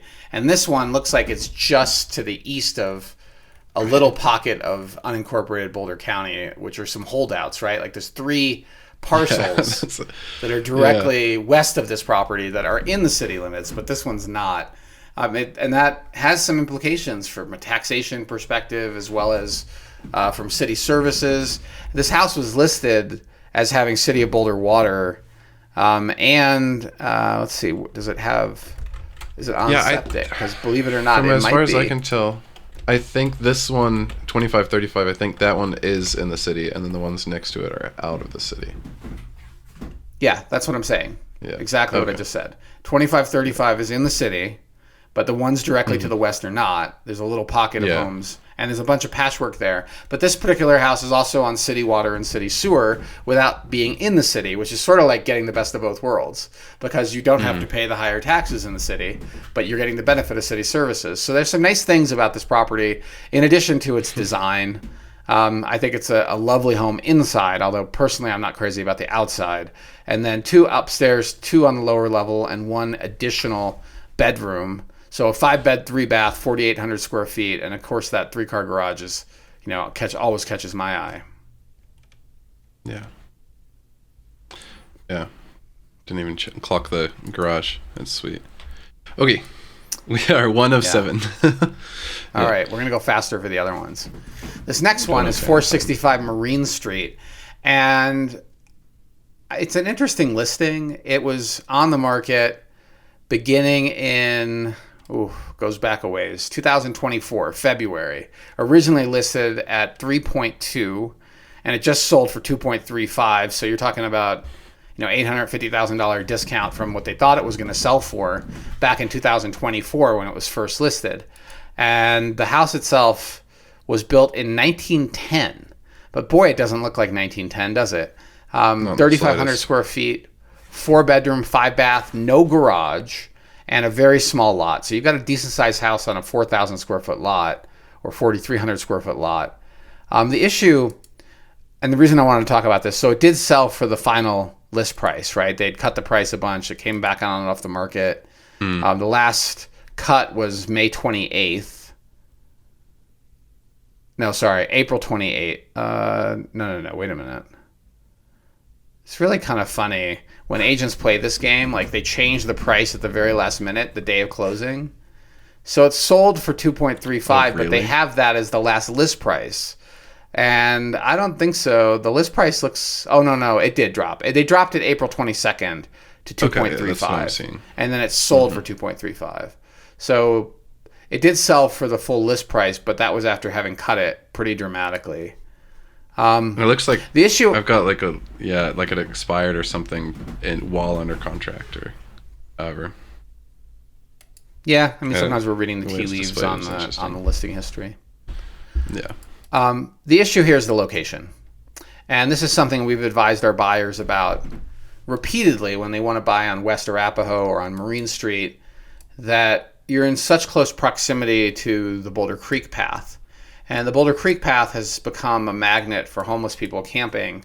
And you might get whole camping villages. I haven't seen one in a while, but we have seen them. And that is something to be aware of. We feel a lot of compassion. I feel a lot of compassion for people experiencing homelessness. It sucks. And I also believe there's a lot of addiction and mental illness going on too.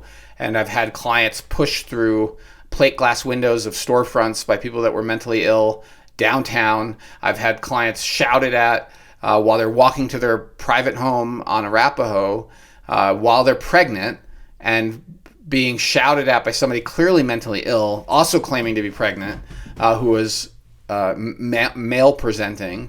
And it's such a challenge when the location is being impacted by social issues. And this is absolutely a location that if our clients at House Einstein were interested in, I would have that conversation with them that you may want to think about it, because it's a high traffic area and you do get a lot of people that are camping in the creek, in the ravine, in the riparian area. You're saying you haven't seen it in a while. I think since the camping ban, you remember that tri-court or tri-state case.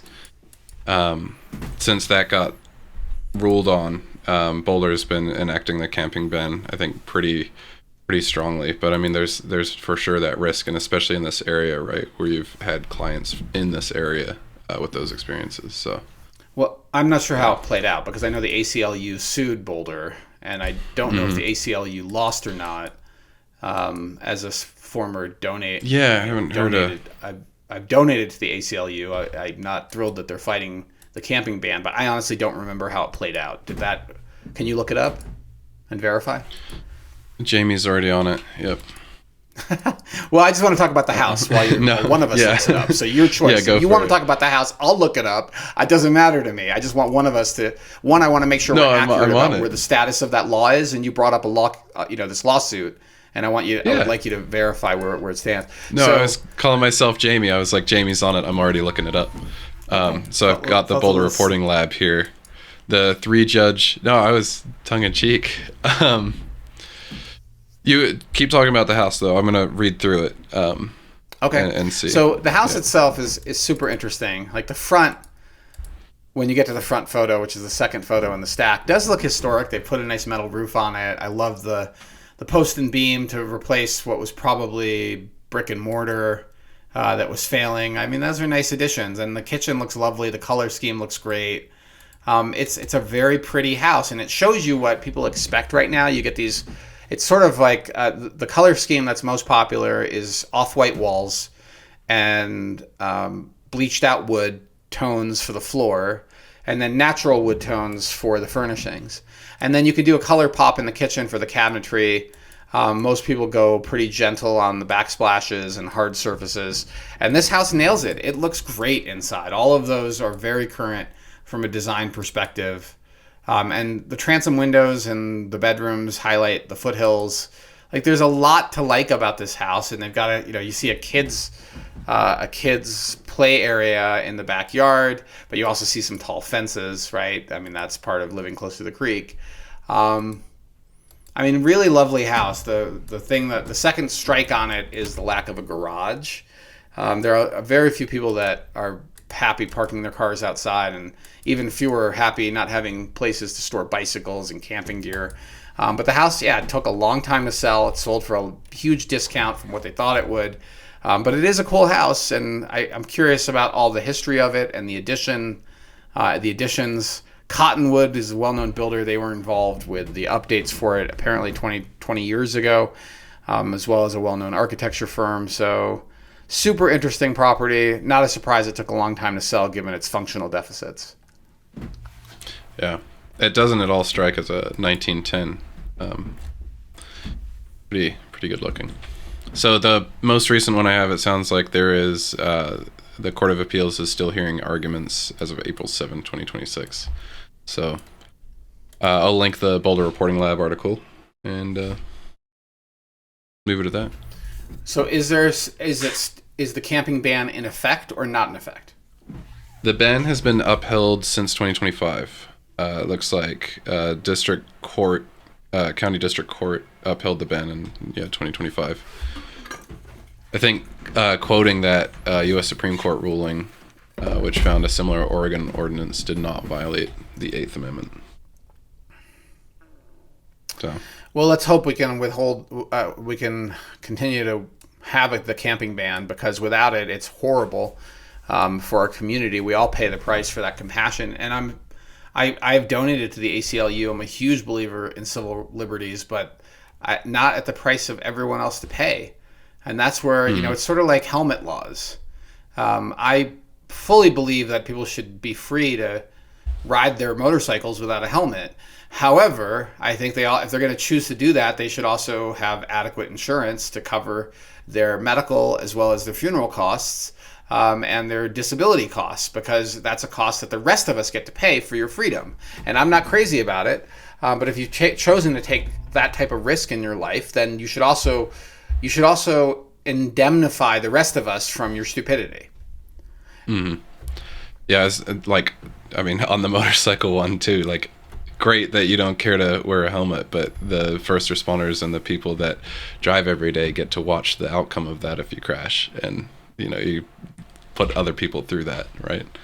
Oh yeah, the trauma they experience. On top of it. Yeah. I mean, you could say that homelessness or people experiencing homelessness is not a choice, and I think that maybe is valid. It's not maybe a fair comparison. But at the same time, yeah, good point. the costs are still borne by the rest of us, and there are certainly a number of people that are engaged in urban outdoors people activity. Right, they're choosing that lifestyle. And there was a mayor, I think, in Aurora who went undercover and spent a weekend or a week living with homeless people. Mike Kaufman, I think, was this person's name, and came out of it saying, oh my God, this is mostly people that are choosing this as a lifestyle because it's easy to get high and they don't have to work and they could fly some cardboard and pay for their addiction.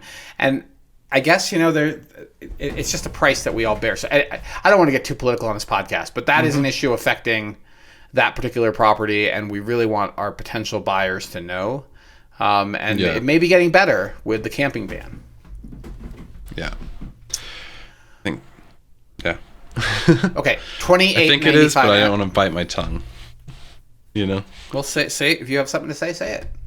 No, I think it has been getting better. But no promises, and I think it's better to be cautious about it. So, since the camping ban. Yeah. Cautiously optimistic about the camping ban being upheld.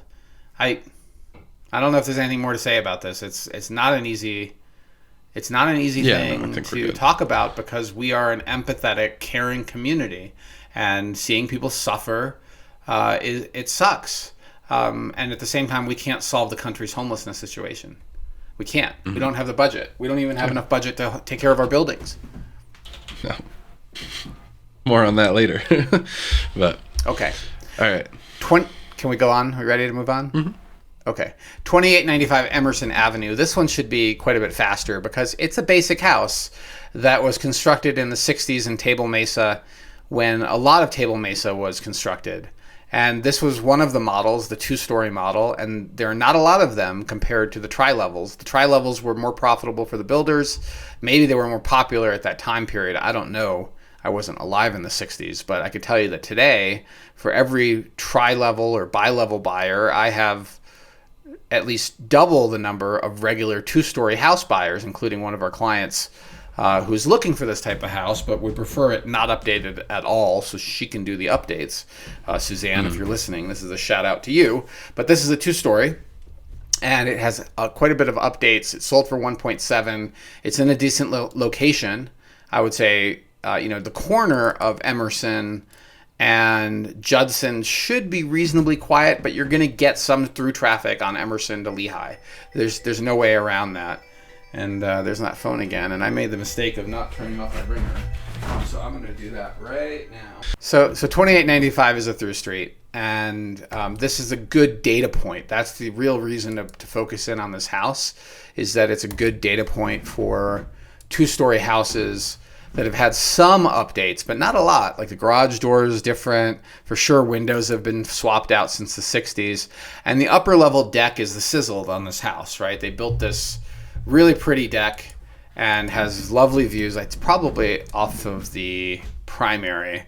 The interior is fine. There's really nothing remarkable about it. You look past all their furnishings and you see your typical 2-story layout house, and this works for a lot of families. And one of the things people prefer is you walk in and are not immediately confronted with stairs. That this house has it. It doesn't have the original staircase. It doesn't have the original kitchen. It's been updated, but it's still that wall that separates the front and the back of the house is still there, and that is a structural wall. It's expensive to remove. The cabinetry looks like it's 90s or early 2000s era. The last time it was updated, it could stand for an update, but it's not decrepit. It's in decent condition, and that's what this house represents. I would say decent condition, 2-story, windows updated, and then you get on the upper level, outside of this little sitting area, you get a rooftop deck, which is that sizzle feature. So, if you're contemplating a pretty big expansion or addition to your house, one of the things you should think about is how do you add such a sizzle feature that helps it stand out from the competition one day when you go to sell it, and maybe also, of course, something you get to enjoy. Backyard, I would say, kind of meets the standard. It's got a nice raised platform deck, and that's about it. So decent backyard, and I would call this a B+. In terms of quality for a 2-story. It's not amazing. It's not horrible. It clearly has had updates, and it's 2,800 square feet, sold for $5,000 over list. So congratulations to the seller for having done the work on this house. It looks like they acquired it in 2005 for $582. They put quite a bit of money into it to make it look this way over the last 20 years, and they got their money out. They didn't overcapitalize. 1.7 is straight up the fairway for Table Mesa, and an excellent sale. for the listing agent and the buyer who happened to get it. I think they got a great house. 2-car garages are not that common either. Like it is what I would consider kind of straight in the middle of options and updated in Table Mesa. So well bought. Yeah, great data point. I'll say too, a little bit of a shameless plug is, Oz, you wrote about this on April 25th for a fresh newsletter. So if you're wondering why we're talking about it sold, well, you would have heard about it fresh if you were listening, or if you were subscribed to the newsletter.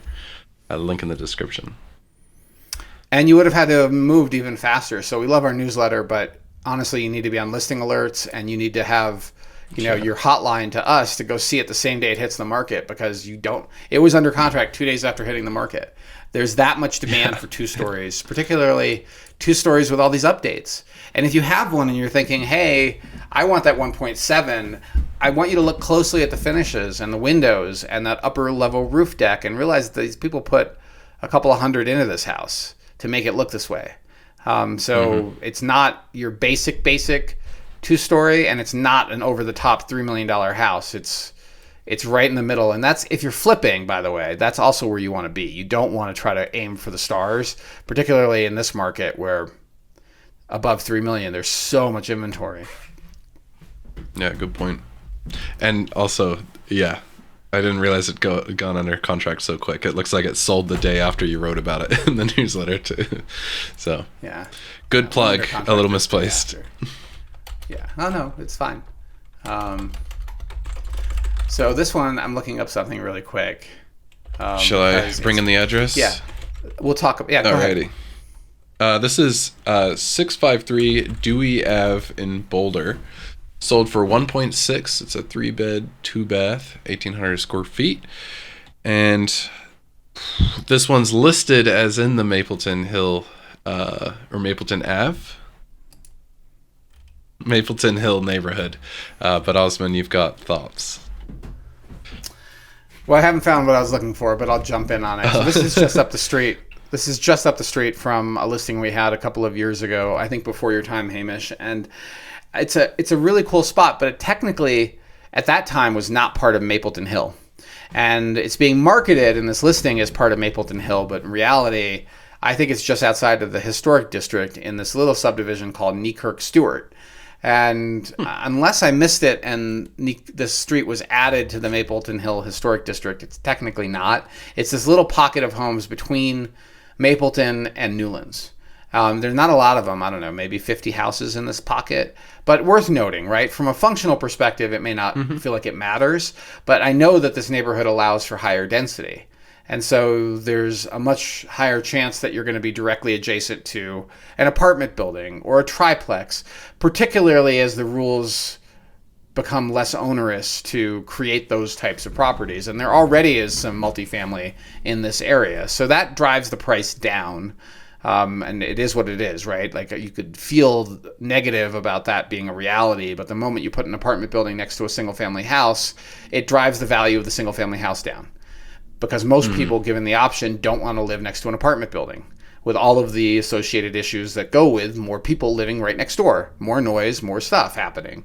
Like it or not, that's the truth. Not to mention a monolith of a building, right? Like it kind of, just on the building itself, it kind of looks over you. Or before there was zoning, people built some really ugly low buildings that just took up the whole lot, and they aren't in scattered places around Boulder, and this is one of them. So, house originally built in 1894. And the way it presents is pretty poorly. I think part of this is the whiteout approach to design. Like if you look at the house, even in the first photo, directly next door, you see color pops. And I think that might even be our listing from a couple of years ago.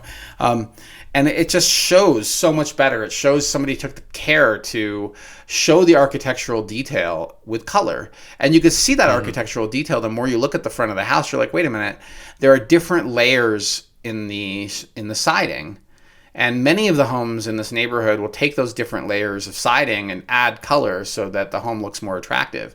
And instead you have like curb appeal that looks like it's right out of Amityville Horror, and it's painted really bright white, right? Yeah. It just doesn't show well from the first photo. And this is advice that a good listing agent will give you if you choose them, to guide you through this process. The garage is totally in addition with the deck above it, and the yard's a little bit smaller. But again, it's not a bad spot, and it's not a bad house, but it is a bad series of photos and presentation of the house, and I think that's almost entirely because they chose the discount broker. Trelora is one of the larger discount brokers, and basically the trade-off is, hey, we'll give you a really low commission split. You'll pay very little in commissions, but we expect you to do all the work in terms of preparing the home for sale. And yes, you can use our professional photographer, but these are the people that fly in and out of the house in an hour, and they're done. And so overall, I'm being a little critical because I think it actually is a pretty good house, and I think the buyer got themselves a pretty good deal because of this. Of the seller's choice of agents and the marketing approach. The biggest negotiated discounts I've ever gotten have been with this same company. And I think it's because they don't even advise on negotiation. They're like, here's the offer, good luck. And they're not like giving you good principles for how to negotiate this deal. It was originally listed in July, 2.2. After 2 months, they cut it to 2.1. And after 3 months, they're at 1.975. And then, boy, at 200 days, they're getting frustrated. They're cutting the price to 1.875, then 1.795. And then the buyer swooped in June and locked it down for 1.6, which is $600,000 below the original list price. And they also negotiated, no additional concessions. So kudos to the buy-side agent for a good negotiation, and I think they got a really good deal on this house. And there's a lot of upside just from the way it shows, like just from the outside curb appeal. There's a huge opportunity to make this house look so much better, and I think the new owner probably will over time. This house will hopefully get reinvested in. It's only 1,800 square feet. That's the downside. 3-bedroom, 2-bath with a 1-car attached garage. Yeah. They're outdated, but I do like the built-ins in the dining room. And I can't tell from the pictures which bathroom there is, but one of the vanities, it looks like it's maybe 12 inches deep, and that's about it. Like, it's enough to fit a little 6-inch sink, and that's it. Kind of fun. I did just find an old appraisal card from 1929 for this property, so I'll include that link in. It's on the Carnegie Library. And what's the name of it? Does it say? Yeah. Say who is, like, if it's like somebody's house or something. I'm not seeing anything like that. Does it say who the original owners are? It's not a named house? No, I don't believe it is, but it looks like, I can't read this cursive. 1929, the estimated life in years is 20 left, so it's had a bit longer than that. Yep. Surprise. They last a lot longer if you maintain them. Note to city staff. Okay. Nice. Let's move on to the next one. And this one is a single-story ranch-style house. And it is out in this little pocket neighborhood that often, I think, gets overlooked by a lot of buyers. It's as you head east on east on Baseline. It is right before you hit 55th Street. And it's sort of tucked in here. It's called Country Club Park, but a lot of people kind of call this area Keewaydin. But Keewaydin is not this entire area, and so it's not a well-known location, but it's one worth considering. And what's interesting about this house that caught my attention is that it was listed at 1,275, but it sold for 1,425, so it sold for $150,000 over list. And this is not that common. We're seeing that kind of activity. Both agents involved in the buy and sell side are experienced agents, know what they're doing. And I think this might point to the high desirability of the single-story ranch design, primarily by boomers, right? Yeah. People that are older, that are having looming health and mobility issues, are starting to downsize, and they want a small is beautiful house. And when you look at the interior photographs of this house, you see absolutely current finishes and fixtures. Yep. Everything is updated. You see the slightly off-white walls. You see the warm but bleached tones in the woodworking, even in the front entry tile. Like whoever updated this house did a great job with Very choice stylish. of color and fixtures. I don't think it was a flip. Let me double check that because it is a little, flippers also know the right color combos. Yeah. It's pretty And the last dialed. time I traded hands was 2022, so unlikely a flip. And people should pay a premium for turnkey and not a flip, right? Particularly if the colors are well executed, the fixtures and finishes are all dialed in, because the non-flip updates are done by homeowners that care versus homeowners that are just in it for a profit. And this house shows, so I didn't get a chance to see it. It is a ranch without a basement at 1,800 square feet, which is larger than typical, on a larger than typical size lot. In fact, this would have worked for our beloved client who's been shopping for years. I'm not sure why we didn't look at it, other than I don't think the one-car garage would have worked for him. But he could have made it into a corner two-car. lot's been a deficit before as well. I'm not sure. Yeah. Yep. The corner lot also possibly a deficit. And he is also unlikely to want to go 200,000 or 150,000 over list. Like, it takes somebody with a lot of confidence that this is what they really want. The studio shed was a nice addition. I mean, it's a great house in a pretty decent spot. Are you sure it's on a corner lot? Just looked on satellite. Yeah, no, it's on a corner. You're right. Question for you. If this were in Fraser Meadows, what do you think? Because I know Fraser Meadows also hosts, I think, these types of ranches from what I've seen. And I imagine these finishes and everything would go for. They're bigger. They're usually bigger. They are the bigger. lot sizes are similar, but Fraser Meadows, I would expect a house like this to have 2,400 to 2,800 square feet, and also then cross the 2 million mark. Cool. So this is a little bit small is beautiful compared to Fraser Meadows options, although the lot's generous. You're totally right. The lot is generous, yeah.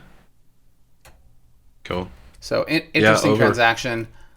No additional disclosed concessions, and I'm not saying they overpaid for it. I think that I think they paid fair value for this house, particularly if you factor in the time to do all these updates and the fact it's larger than typical, 1,800 square feet. Below 1,400 is too small for a lot of older buyers, but above 1,500 square feet, you suddenly are attracting a much bigger pool. And then the studio shed adds some sizzle, right? That's the sizzle factors that are really so important to selling. And then, of course, everything being current and turnkey. That is no surprise. It went under contract right away. The only thing that surprises me is 150,000 over list is just the level of confidence that buyer must have felt in that transaction. And they didn't do cash. This was conventional mortgage. I think it was Ariana Grande who said, "I see it, I want it, I got it." And that is what these buyers did. They wanted it and they got it. They made sure. Yeah. And if you're not planning to sell it in the next few years, one way to think about this is you're giving up future upside by buying it at this price point. But you know how rare these homes are, right? Like bigger ranch, not too big, which is also a problem, and completely turnkey, ready for you right now, like move in. This segment is super hot, and this house reflects it, and that's why I wanted to talk about it. Yeah, it's a good pick. We're at 73 Benthaven place in Boulder now. I was going to say, I've never heard anybody describe it as Benthaven before, but Benthaven I've heard. Doesn't quite roll off the tongue as good as Benthaven, does it? So the first thing is it's in Devil's Thumb, but you're not actually part of the association that lets you enjoy the pool and the clubhouse. This is part of Devil's Thumb that is attached dwellings, and you do have an HOA to help maintain the exterior of the complex, but without all the benefits. And you can learn more about Devil's Thumb because Ian's got a great video. We should put a link to it in this in the show notes as well as in the description. It's a good one to go watch if you're thinking about Devil's Thumb. But this stands out because it is a pretty generously sized townhome that's a 2-story, 1,500 square feet with 3 bedrooms, traditional configuration with all the bedrooms on the upper, 3 bathrooms, and a 2-car garage. HOA at 483 is pretty reasonable, and you're in Table Mesa and you're in Devil's Thumb particularly. Like you're technically, I sort of mentally, everyone calls all of that South Boulder area, Table Mesa, but really this is Devil's Thumb, which is an exclusive part at the west end of Table Mesa of the geologic feature called Table Mesa. And boy, a number of updates, right? They have a new roof, they have new windows, all the popcorn's gone, and we're down to smooth finishes. The whole house was repainted, new flagstone patios, front and back. The garage was epoxied. All this work, a brand new HVAC system in 2025, pre-wired for electric car charger, new garage door, like the list of things that the seller did to prepare this house for sale or through the course of their own ownership is really extensive. They listed it at $1,050,000, no buyers after the first 2 weeks, and they cut it to just under $1 million, which was a wise move because that suddenly put it into the crosshairs of a much bigger audience. It sold for $988,000, so $10,000 below list, which is a pretty fair deal. And if you're looking for lock and leave, there are other properties that come on market, but rare to see them this updated and this well tended. So I think it was a good deal for the buyer to be able to lock this down. There's not a ton of them in this spot, so maybe 1 or 2 a year. I think I usually see up in the Benthaven town. Nearly this updated, I think. Yeah, like it's, and looking at the pictures too.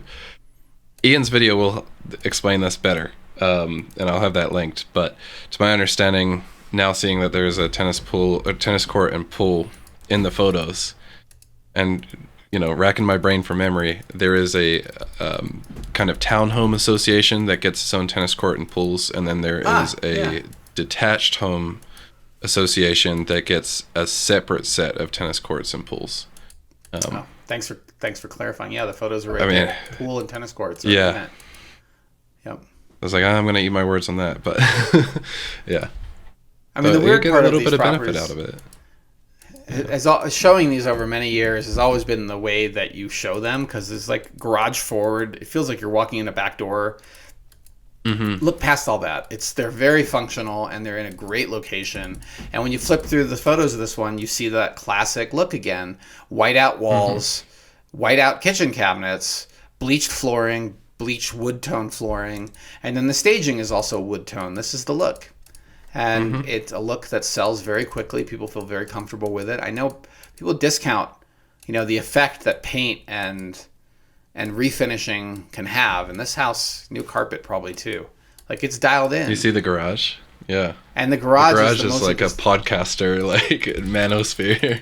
It's cool. Well, so this, you don't see this often. It's not just epoxied floors. They painted the walls black and they painted the rafters black. They blacked it out, and it really feels like a cool gym. It's got the TV in there, the lifting station. Like, this is what we call the sizzle. They spent some money creating some sizzle in the listing, and you could do this with any garage. If your listing lacks that sexiness and you're trying to sell it, do it, right? This is something that will distinguish your listing from alternatives. In fact, we should share this with one of our colleagues that was just asking about what they can do to make their home look more competitive, and doing this actually creates a livable space in what otherwise is just a garage, right? Like, people look in a garage for 2 seconds, and I can guarantee you with this stuff in here and the epoxy flooring in this photo, this was perceived more like living space than like a garage. And it's not like manosphere or whatever, but just being, it's very gym. It's a nice garage, actually. Yeah. Okay, our last one is 2445 Junction Place, Unit 302.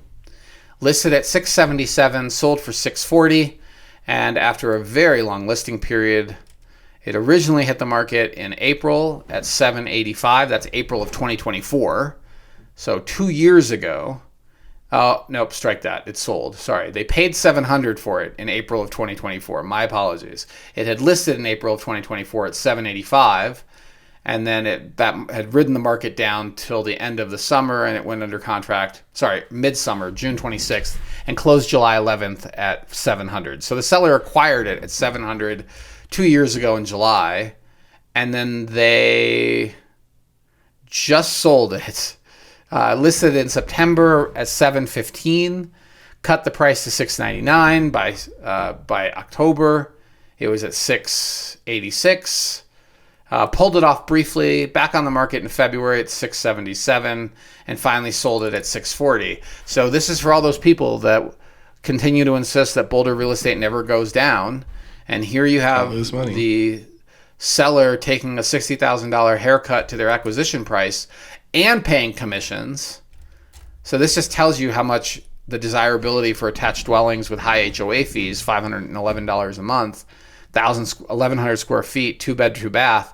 It's right in sort of the heart of downtown, right? Like not downtown, like the new downtown, the density that's been built to the east of Whole Foods. It just is not as desirable as other parts of town. And I think even though this has got nice finishes and is only 10 years old, it still is not a very sellable property, and the seller took a pretty big loss. So when you're thinking about buying, this is my advice to you, look at the old listing history.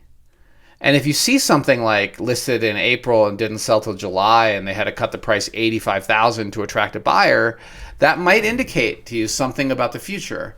And 2024 was only 2 years ago, and the prices have slid since. So it's unfortunate, but it happens in real estate. And anybody that tells you Boulder real estate doesn't go down doesn't know what they're talking about, and is trying to sell you something, right? You should find a better agent. Mm-hmm.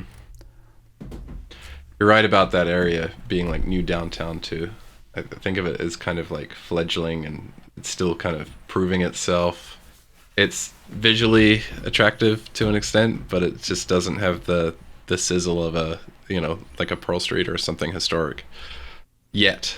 It could prove us wrong, or me wrong. I mean, maybe. I look at the first photo and I see the beautiful Flatirons with a fake sunset, and then I see a lot of high density. I see Boulder Junction, and it's not aesthetically as pleasing. Like if you have a rooftop unit, right, and can enjoy that roof, the Flatiron view, maybe it's a hip urban living experience, but it's not like there's a lot of bars and restaurants to hang out in, or downtown is still downtown.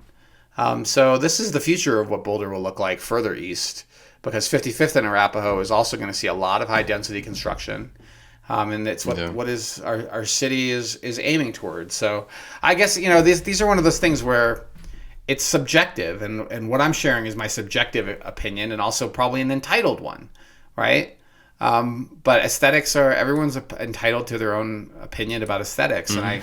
And as far as I know, living in this space, it doesn't have the same vibe as living closer to downtown.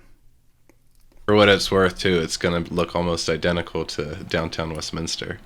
Like this architectural style is in, and it's almost difficult to differentiate if the Flatirons weren't in the picture. Yeah. I mean, it's in, Hamish, because it maximizes developer profit. It's not in because it's aesthetically exciting. Yeah. It's in because how do we make a lot of boxes stacked on top of each other, small boxes, because that maximizes profit. How do we make it aesthetically interesting? And we use like yellow paint. We maybe angle the boxes slightly. Like it's still boxes on settle boxes. Down. Yeah. Don't go too crazy. Yeah. Focus group driven, yada, yada. Yeah. Exactly. Well, if it's even a focus group, because at the end of the day, it's the profits that drive the development, and it's the profit incentive that drives the developer, and that is what it is. So, okay. We'll see how they trade. Yeah. Okay. My privilege is showing, as some people might say. Okay.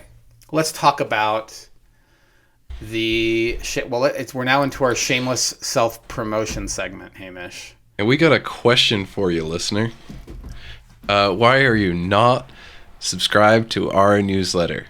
More specifically, it's really Osmond's newsletter. I'll make check for polish, but for the most part, it's Osmond's wordsmithing. This is not just a new newsletter. We're at 121 podcast episodes. We're at what?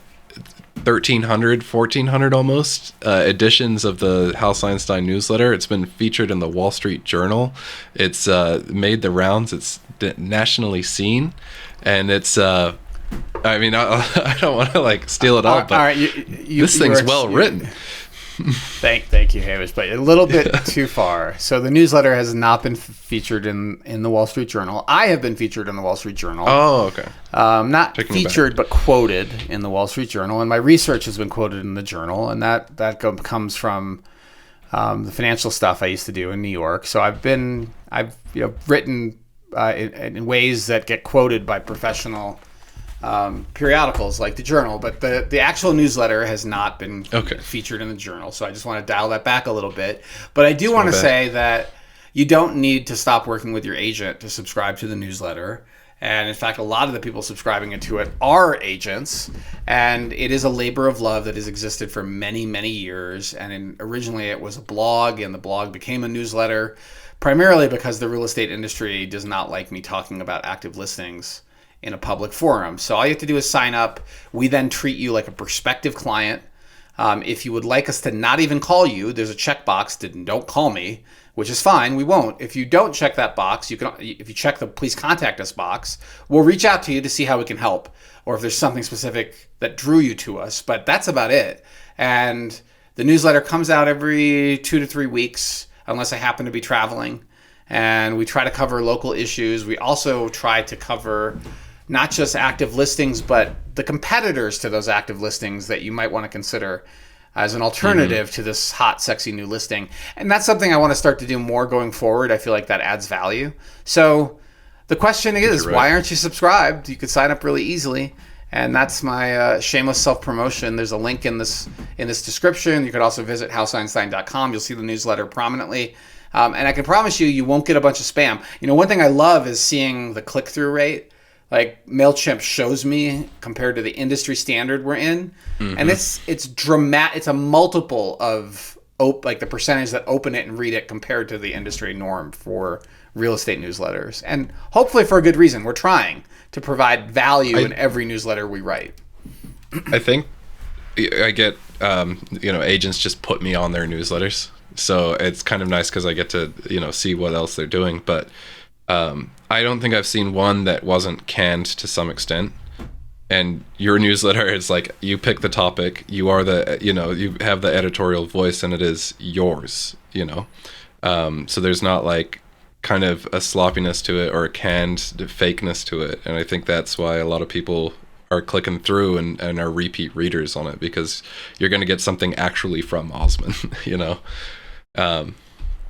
This is part of my take on it. I think if you're not following, follow, y'all, or subscribe. Thanks, Hamish. And I do consider it our newsletter because you do edit it, you do offer feedback, and so you make it better. I think you're a contributing member of that newsletter. From my perspective, it's sort of like my days in Wall Street, where my boss was writing the research piece, but my name was on it, and that mostly was because I was supporting it with research and editorial, like editing control. But his name was the big one. My name was the small one. Yeah. So I think that I'm okay with your name being on it. But I do encourage people to subscribe, because we are trying to produce content that you can't get anywhere else and is absolutely not canned. It is not written by AI. It is hyper local, and it is hopefully adding value to your real estate knowledge and community knowledge as you consider buying or selling here in Boulder. And there's no obligation. There's no charge. We're just trying to build a relationship with the people that are looking for this type of content, and hopefully ultimately you'll consider us when it comes time to buy or sell. And that's basically it as a model, and it has been ever since I started blogging in 2005. We'll give you free research, and we'll add value day one. And what we ask of you is that when you're getting ready to buy or sell, consider us. And that's about it. Perfectly said. Hot takes. All right, Hamish. It's time for the news. And it's a slow news week, okay? We tried. We looked at what's happening in the news, and there ain't much. So we decided that let's talk about the news that is interesting. And the most interesting news that Hamish and I, basically, I think we agreed on this, is that for the last month, maybe the last 8 weeks, 2 months, the U.S. government's been releasing information about unidentified aerial phenomenon, or also called unidentified flying objects, including a lot of videos and the internet's been a buzz about it. And so we haven't mentioned anything about it. But the other day I was in the car with Leah, and we're driving down the hill, and I was like, so what do you think about this week's UFO videos? She's like, what UFO videos? So quite a few people aren't paying any attention to this, right? Like, they're completely not, they don't care. But there's enough people paying attention and kind of chattering about it that I thought we could add our own hot take to the latest release of videos and information coming out of the U.S. government about UAPs. Why not, right? And yeah, it's like, babe, wake up, new UFO drop. Well, first off, do you like... I'm saddened, almost like we got rid of, or, you know, like Pluto stopped becoming a planet. I'm a little sad that we're no longer saying UFOs and now it's UAPs. Feels like, you know... It's been UAPs for like a decade. Yeah, and I mean Pluto too, but like UFOs, just immediately I think aliens. UAPs, I'm like, it's like politically correct UFO, you know. But it is. It does feel like a politically correct UFO. I mean, I think so. I literally just had this conversation with a really good friend of mine who I think of as an extremely pragmatic human, and he personally has had experiences with orbs in the wilderness. Right. This is a firsthand account from somebody who is not prone to nonsense or tinfoil hats. So clearly UFOs or UAPs are real. There's enough videos of them and enough believable people talking about them. And I think it's interesting from a cultural touchstone, and sort of reminds me of, and I wasn't alive, but my knowledge of what happened with psychedelics. That psychedelics posed such a threat to the way our society was structured, right? People were really starting to question all sorts of information that they had been fed through society about religious faith, about cultural norms. And the government realized that psychedelics are at the heart of that they're really questioning the structure of society. The establishment. It's a huge problem, and the easiest way to make this go away is to make it illegal and then aggressively enforce the law, as at the same time you disseminate misinformation about psychedelics, and thereby shutting down any research on its therapeutic benefits. This is changing right now, and I'm sure a lot of people wish it wasn't this president who was pushing it because of all the issues with this presidency, but it's happening, and that's something that I think most of society in the U.S. can look at as a positive towards a better future. And true. UAPs, the parallel thread for me is that announcing in the 40s that Roswell was real suddenly throws into question the entire narrative of organized religion, at least the dominant faiths, right? That how do you fit in aliens from other planets who seem to be able to visit our planet? How do you fit in that narrative with the narrative of traditional religion? It doesn't work very well. And so it might be better, rather than to freak the entire society out, is to say, hey, it was just a weather balloon. Don't be silly. And then make sure that we shame anybody that attempts to do UFO research or question this. As much as possible, we shut down knowledge and information from being exchanged, until at this point we finally have just reached, it's just too much. It's too obvious that there's something else going on. And now organized religion is scrambling, right? You read it as well as I did, how there's conferences happening with organized religion trying to figure out how to, they're declaring the aliens or demons or something like that. How do you fit this into our religious worldview? And I think you have to redefine. Yeah. Well, every 2 weeks or 3 weeks, more info's coming out, and there's been hints, right? With Disclosure Day and the Age of Disclosure and all the marketing around those two films, as well as our administration hinting at more releases, pundits talking about actual biologics that we have recovered. Clearly things are moving very quickly in our awareness that we're not alone. And I think that's kind of exciting, but also because it doesn't change the fact that we are not alone. We just now broadly, or are starting to broadly agree that this is not that at least these orbs and other things are real. Yet to see confirmation about the biologic recoveries. So I'm unconvinced still, right?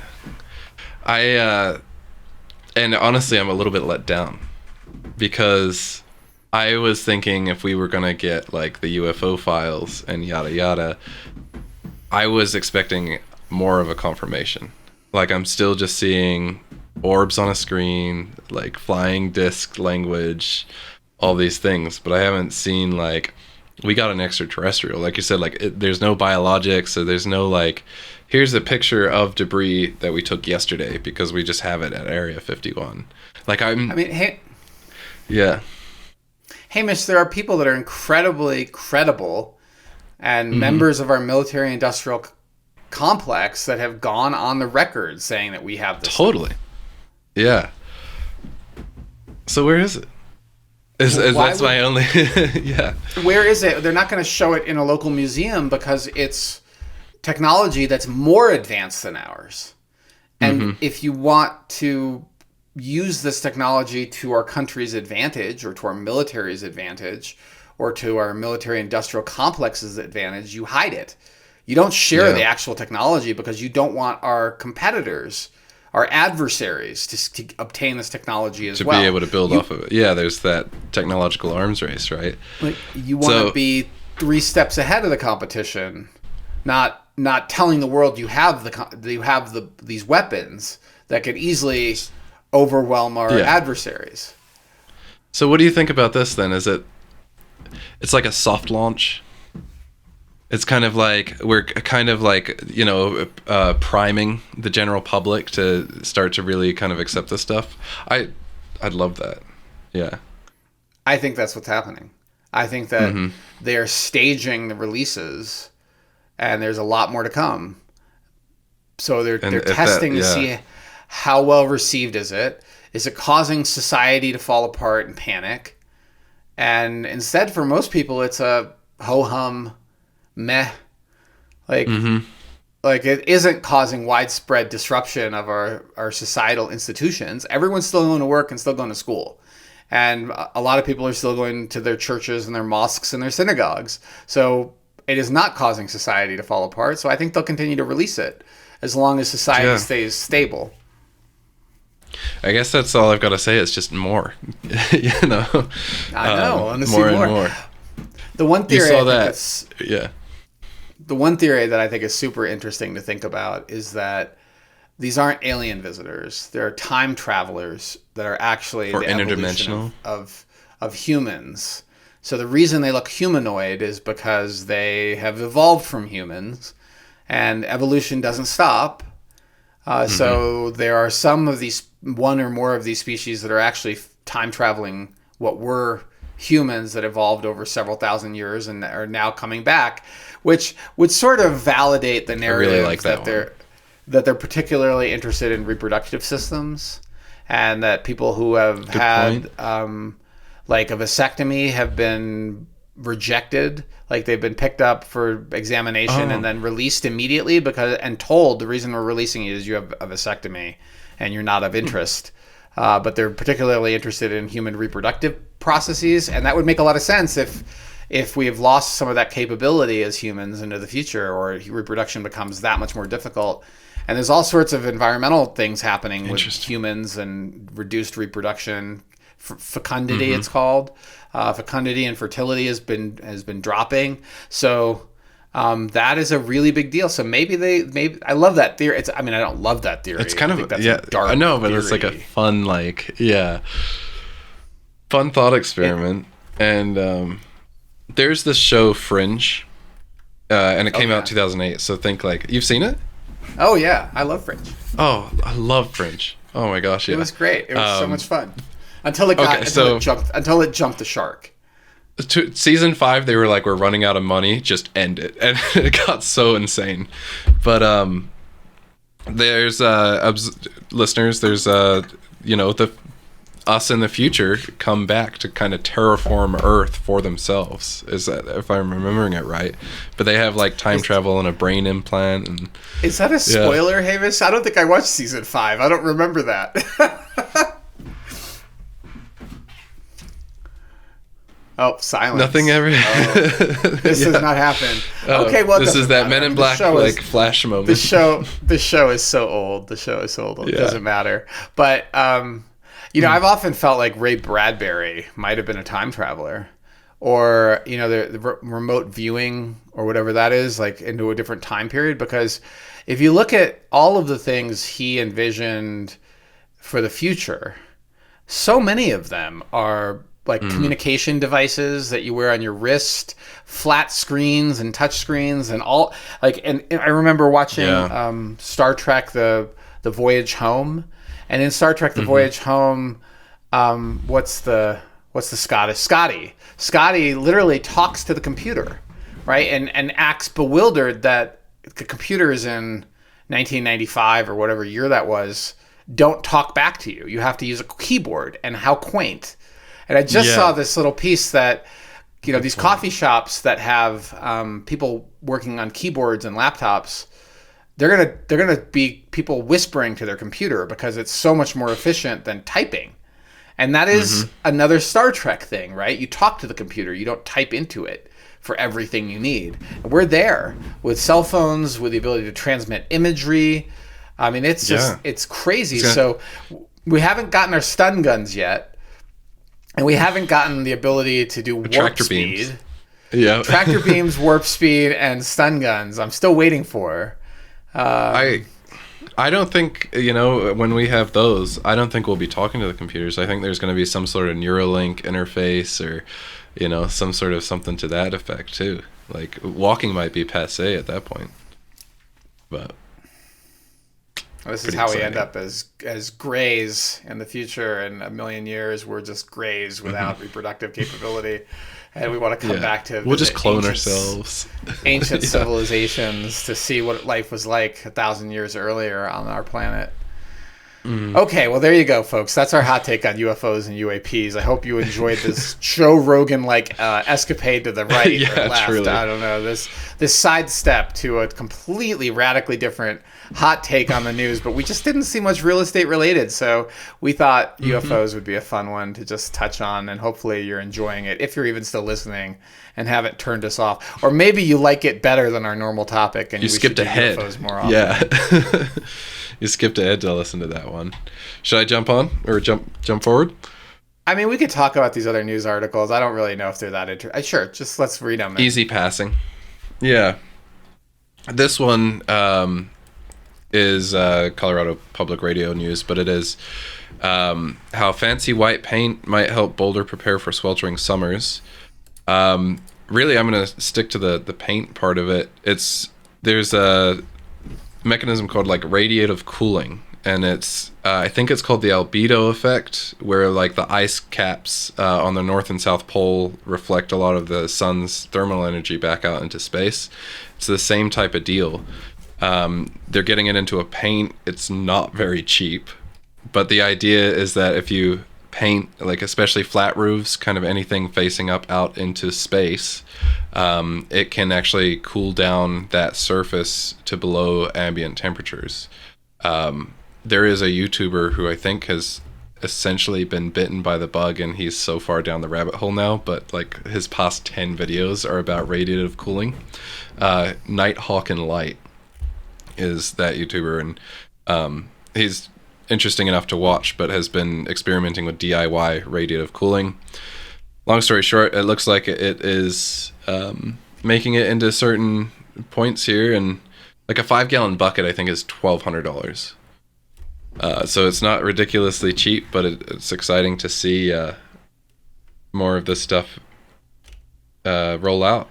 I'd like it on my car. I mean, I've read about this paint. It's not new. But maybe it's just hitting the market, because it was something like 5 or 7 years ago. I remember reading about this extremely reflective white paint that actually has cooling capability. So it's cool to see it in the market.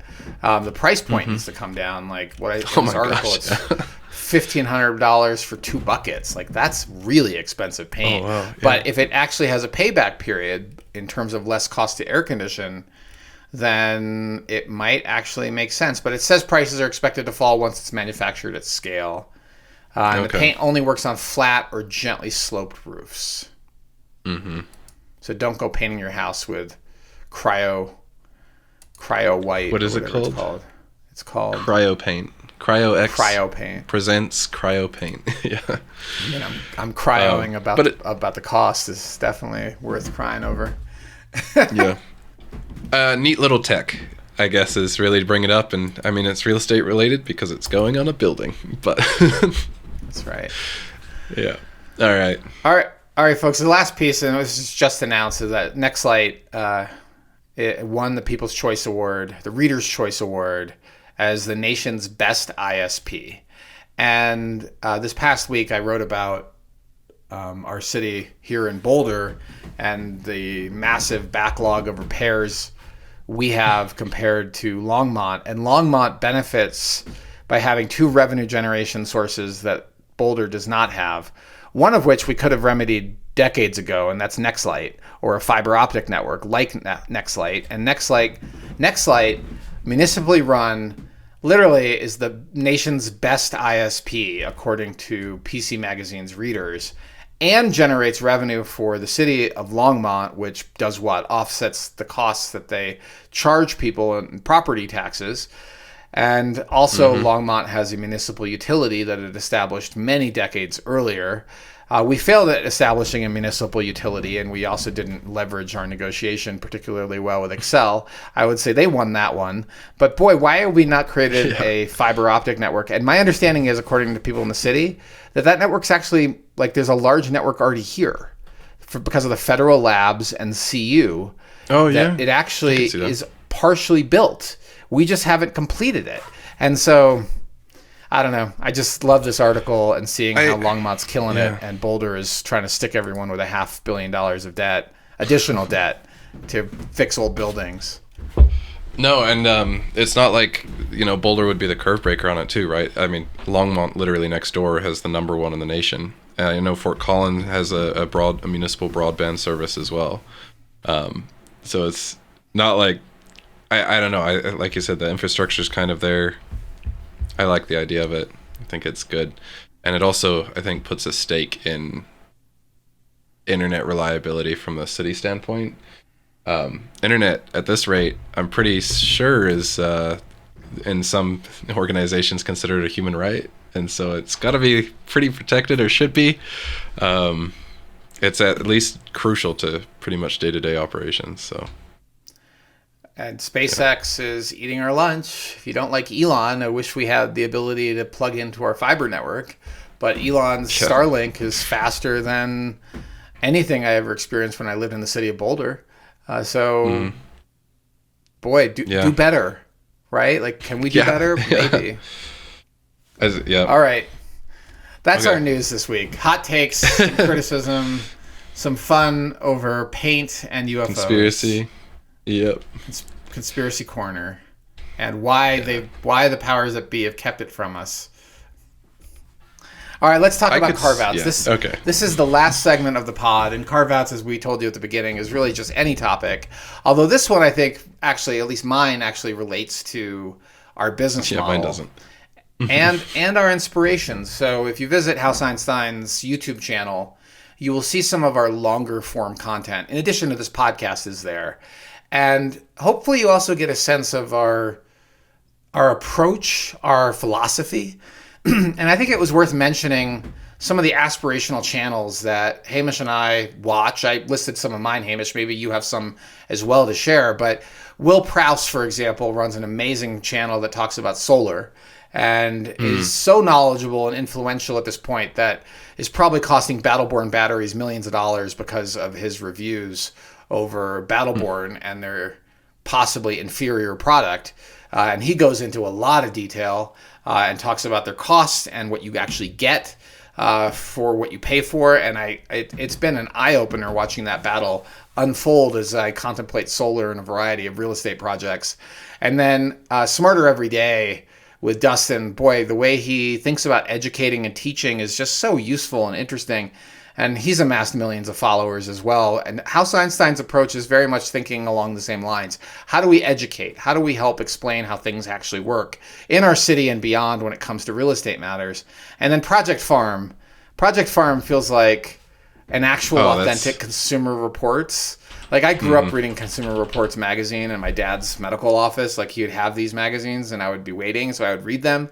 And they were one of my favorite magazines because they really went into understanding the nuances of different consumer products and also how you were being sold to, which was always the last page of the magazine. And growing up, and I'm talking about little, like I was like in 5th grade and 6th grade when I started reading How Consumer old are you Reports.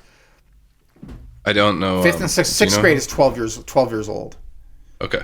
For me, cool. Yeah. So even before I was a teenager, I was getting into Consumer Reports. And Project Farm feels like a more honest and authentic and visually dynamic Consumer Reports, more enjoyable for sure. So all of these channels are aspirational for House Einstein's YouTube future, and I just want to mention them because they're fun and interesting.